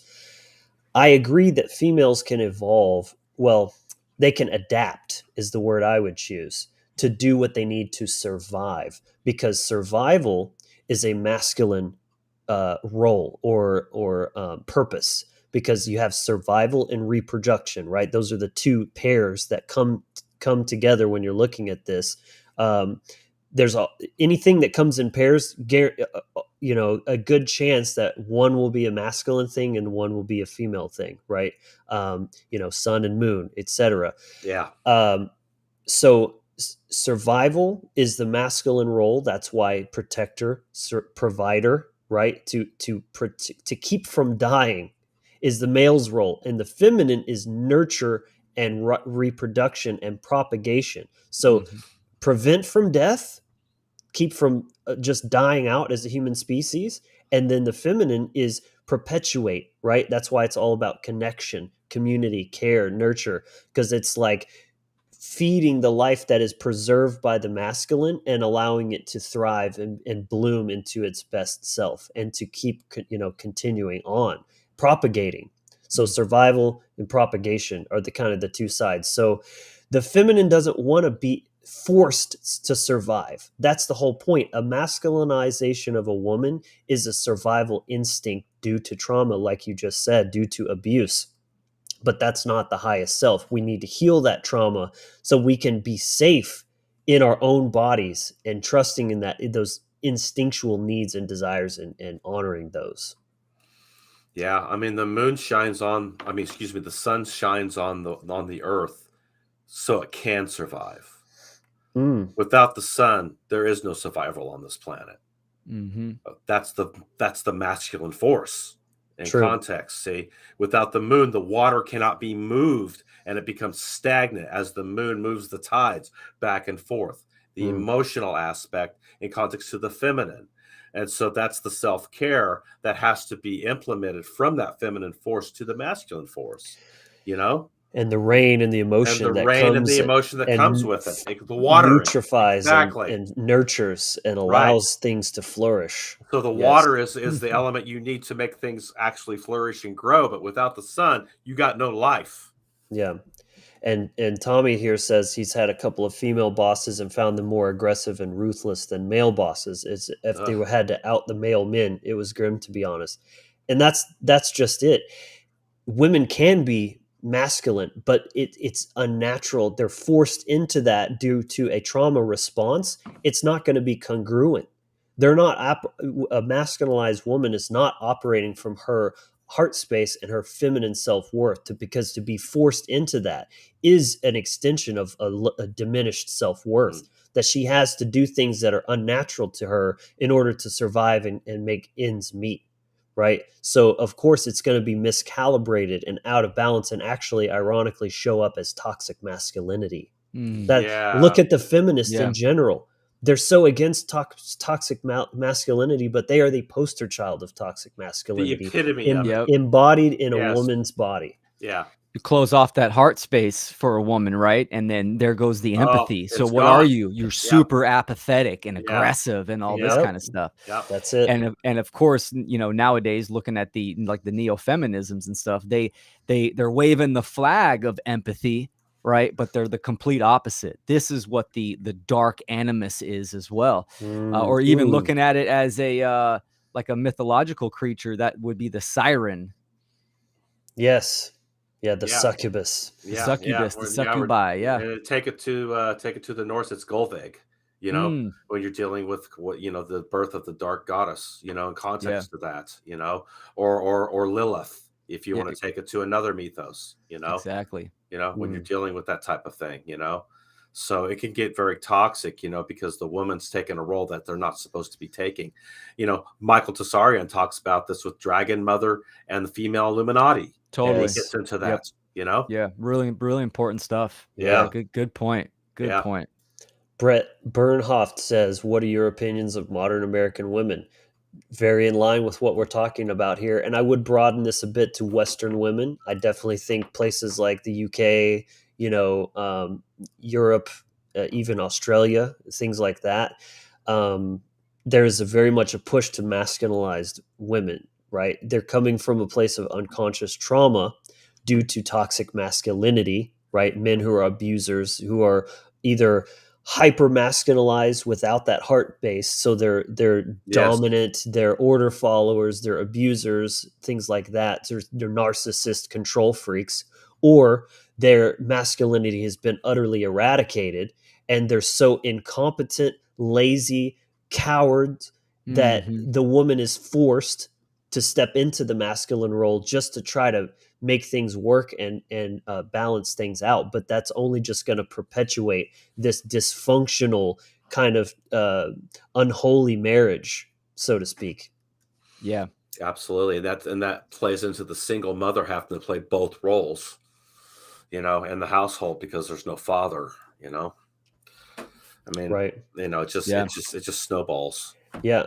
Yeah, it's a great point, Jana, because You know? without men stepping into their leadership, without taking charge, taking Yep. actions, it's like the woman just feels like, well, nothing would get done if I didn't, Right. step into that role. And oftentimes, unfortunately, that would be true. But the answer isn't to become masculine, ladies. This is only going to bring more of what you don't want. The only answer is to reclaim your feminine essence, and that's going to attract a truly masculine man because he Right. sees you value yourself. No Yes. matter how things are, you're not allowing yourself to betray your instincts and your feminine self-worth. That's very attractive to a truly masculine, balanced man. And Yeah. then he's going to step in and be exactly the leader and provider and caring, father figure that you need for you and your family. Yeah, absolutely. And, I guess it works both ways as well because men that are so emasculated, they're afraid of their own masculinity. They're afraid of embodying that because it's so been vilified and demonized. They're afraid to even show that. And so they kind of slip into that role as well because these women are like already in their masculine roles. That lane is taken. So, people are so afraid of being alone. They're so prone towards codependent relationships, Yes. codependent dynamics. They need somebody to even feel complete. And so it's ironic they're using that masculine role of the feminine as a proxy for their own masculinity because they can't derive that from within. So it's just really fucked up and inverted. And then it creates almost this like it kind of works in a way because you got the woman is kind of the man and the man is kind of the woman and but both are like in a state of internal chaos and like anguish because they're going Opposition. against their own instincts, and those are always there. That voice inside, your innate wisdom, is always there. It's just the longer you ignore it, the more it fades into a whisper until it's just a little child down in your dungeon that you don't even hear anymore, but it's still there and it's still suffering until you let them free and give them permission to exist and be what they really are. Yes. Man, that's why I love like conversations like this, right? Because it's all about remembering, Yeah. healing We know this stuff. healing the divide of masculine and feminine, men and women, and to create healthy relationships. Like this is what I ultimately think needs to happen. Yeah. Freedom-minded individuals, healthy-minded individuals need to come together, right? Yes. And Yes. we need to get to a place of conscious conception. The depopulation agenda of, oh, the world's so fucked up, don't have kids. That's part of the depopulation agenda, right? You got to do the work individually, and then we attract this, right? When you get to a certain place of resonance and in harmony with nature, then you definitely attract the other, for sure. Mm-hmm. I believe. Yeah, I agree. Jana mentioned seeing a microcosm of this with OnlyFans. Women making millions off dudes while basically doing nothing. This is it's a great example again Great one. of the toxic version of these archetypes. So this is the man in his provisional role, but what is it? But the woman has all the power. The woman is in charge and in control, and the man is supplicating. Oh, please notice me. Please do that thing I like with the underwear and this and that. I'll throw money at you. Please Yeah, show your right. feet. Show your Right. feet. Exactly. It's totally flipped.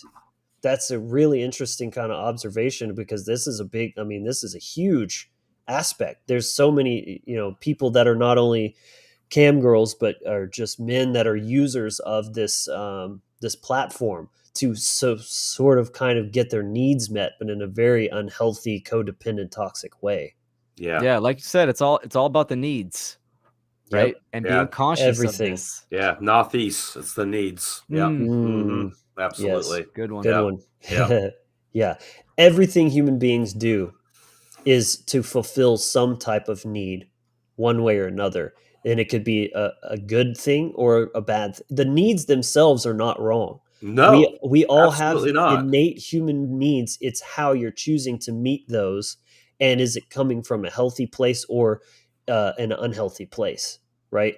It's not wrong to have the need for love, right? But then to go and try to fill that love hole by watching porn or throwing money at women, strange women online that you don't Right. even know, Right. that's a very unhealthy way to meet the need. The need itself is not wrong, but this is why self-awareness is everything. We need to be looking at this of like, what is compelling your behavior? Where is that coming from? And is this behavior actually good for me? Is it sustainable? Is it healthy? Right, Exactly. exactly. And in inverted kingdoms, the queen actually runs the show in context, behind the scenes and telling the king what to do, Mhm. and we see that a lot in history, don't we? Mm-hmm. Mm. So when you're dealing with this particular subject, you realize that when things are congruent and in alignment, how beautiful it fucking is, man. Yes. So beautiful when the man and the woman are clicking together in harmony and in union, and things are in alignment with cosmic principle and natural law, and things are flourishing, and we have the emperor and the empress working together to create a world that we could actually be proud of. You Wheel of know? Yes. Fortune. Exactly. Mhm. We have the choice. That's what the Wheel of Fortune is all about. Yep. What choices are you going to make coming up off of the 0 to 9 path in context to taking it from the fool to the hermit? You know, Mm. where are you going to take it? You know, And to reap the benefits of the wheel of fortune, you need to cultivate the will of fortune. It absolutely, starts with Woo! that. Yeah. absolutely. Elaine, you nailed it with this, by the way. It's so exhausting playing both roles. This is everything, is that the men are not present. We talked about fatherless homes earlier, and the woman is forced out of survival. We've been on all this. This is so on point. And it's exhausting for the feminine. It's not that a woman can't do it. Many women out there are doing it, and I commend you because what's the other option, right? You're kind of forced in that position at this Yeah, point. You can't make him want to be more involved. But again, so it's not that you can't do it, it's that it's exhausting. Especially the women, the feminine aspect of this, to for a woman to be forced into a masculine role is just exhausting, and it makes you neurotic, right? yeah, You don't want that kind of responsibility. You want to trust that your man's got it, and you can just let go of control and just live in the moment and bring joy and life and laughter to the home and Mm. not be in all of these like executive, oh, I got to make sure the rent's paid and I got to make sure this and that. And you constantly logistic minding. That's your left brain. It's exhausting for you. You want to just relax and trust and feel safe. Yeah, of course it's exhausting. That's how anything in the opposition of nature, you're tapped into more of the involution, right? It's like the decaying force. So it drains your energy. It's not vitality where it's raising up. So yeah, it definitely has that effect. And I can relate to that in a lot of aspects, being a single dad. Mm. oh, absolutely, man. It can drain your life force if you let it.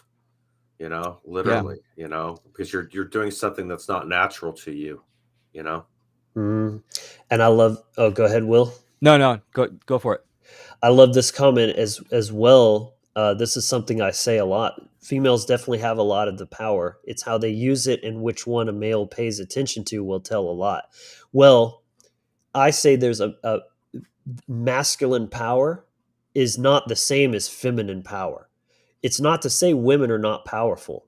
It's just that what is presented as power in our world, in our day and age, is typically taking form as the masculine form of power, and femininity is seen as weak and not powerful. But Mm, it's just different. A mm, woman doesn't need to act like a man to be powerful. She needs to step into her feminine self-worth and understand what her feminine power is. It's not to be the boss bitch that makes bank and handles shit and runs online businesses and is a coach and all these kind of things, all while being a single mother. The feminine power is the power to inspire the masculine, to nurture Absolutely. and to care and to bring that joy. The joy of life and existence is that Venus Yes. energy. Yep. Just the pure pleasure of being alive in this magical place that we forget sometimes. We think of it as a prison. Yeah. That's the power of the feminine. And that's very different from masculine power. Men don't have that same ability. And that's great. Again, No. I want this to be a celebration of our differences. How great it is that I don't need to be feminine. I can do what I'm good at and trust a woman to be feminine and to inspire me to be the best version of myself as a man. That's your power. Yeah, absolutely. Good point. Nailed it. Yeah. Man, well, we are 3 hours and 18 minutes in. Solid. Dude, so solid. I've absolutely enjoyed this so much. I think we've covered a lot of very important, powerful points. I think we kind of, this is a good place to wrap this up. And, a lot of this stuff we'll probably kind of revisit next week and the week after, because, it's not just about horse blinders about men and then women and this, like, it's all one big thing, right?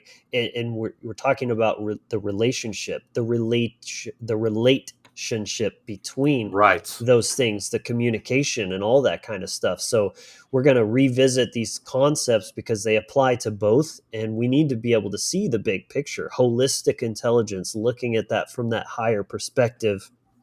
Very crucial here. Yeah. So, gentlemen, thank you so much for being a part of this. You guys have brought so many wonderful points and insights to this conversation.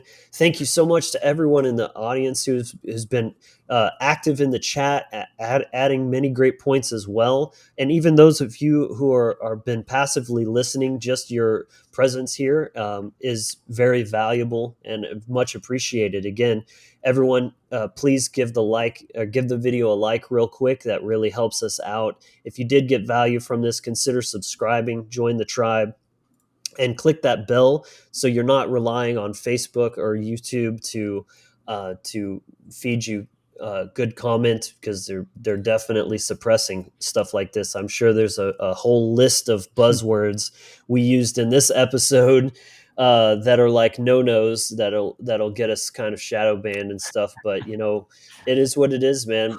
We got to just put the truth out there until they literally shut us up. I'm not going to stop. So if I have to be only on Odyssey eventually someday, maybe so be it. But I'm going to use these platforms while I have access to them, while I can, until they literally, tape my mouth shut, and I'll adapt from there. But there you go. Yeah. Thank you, everyone. This has been great. I appreciate you so much. Much love. Yes. Again, join us every week, every Saturday, noon Central, right here on the Wizard Factory. I appreciate everyone tuning in. Please share this with a friend. And until next week, be empowered, inspired, and encouraged. Bye. All right.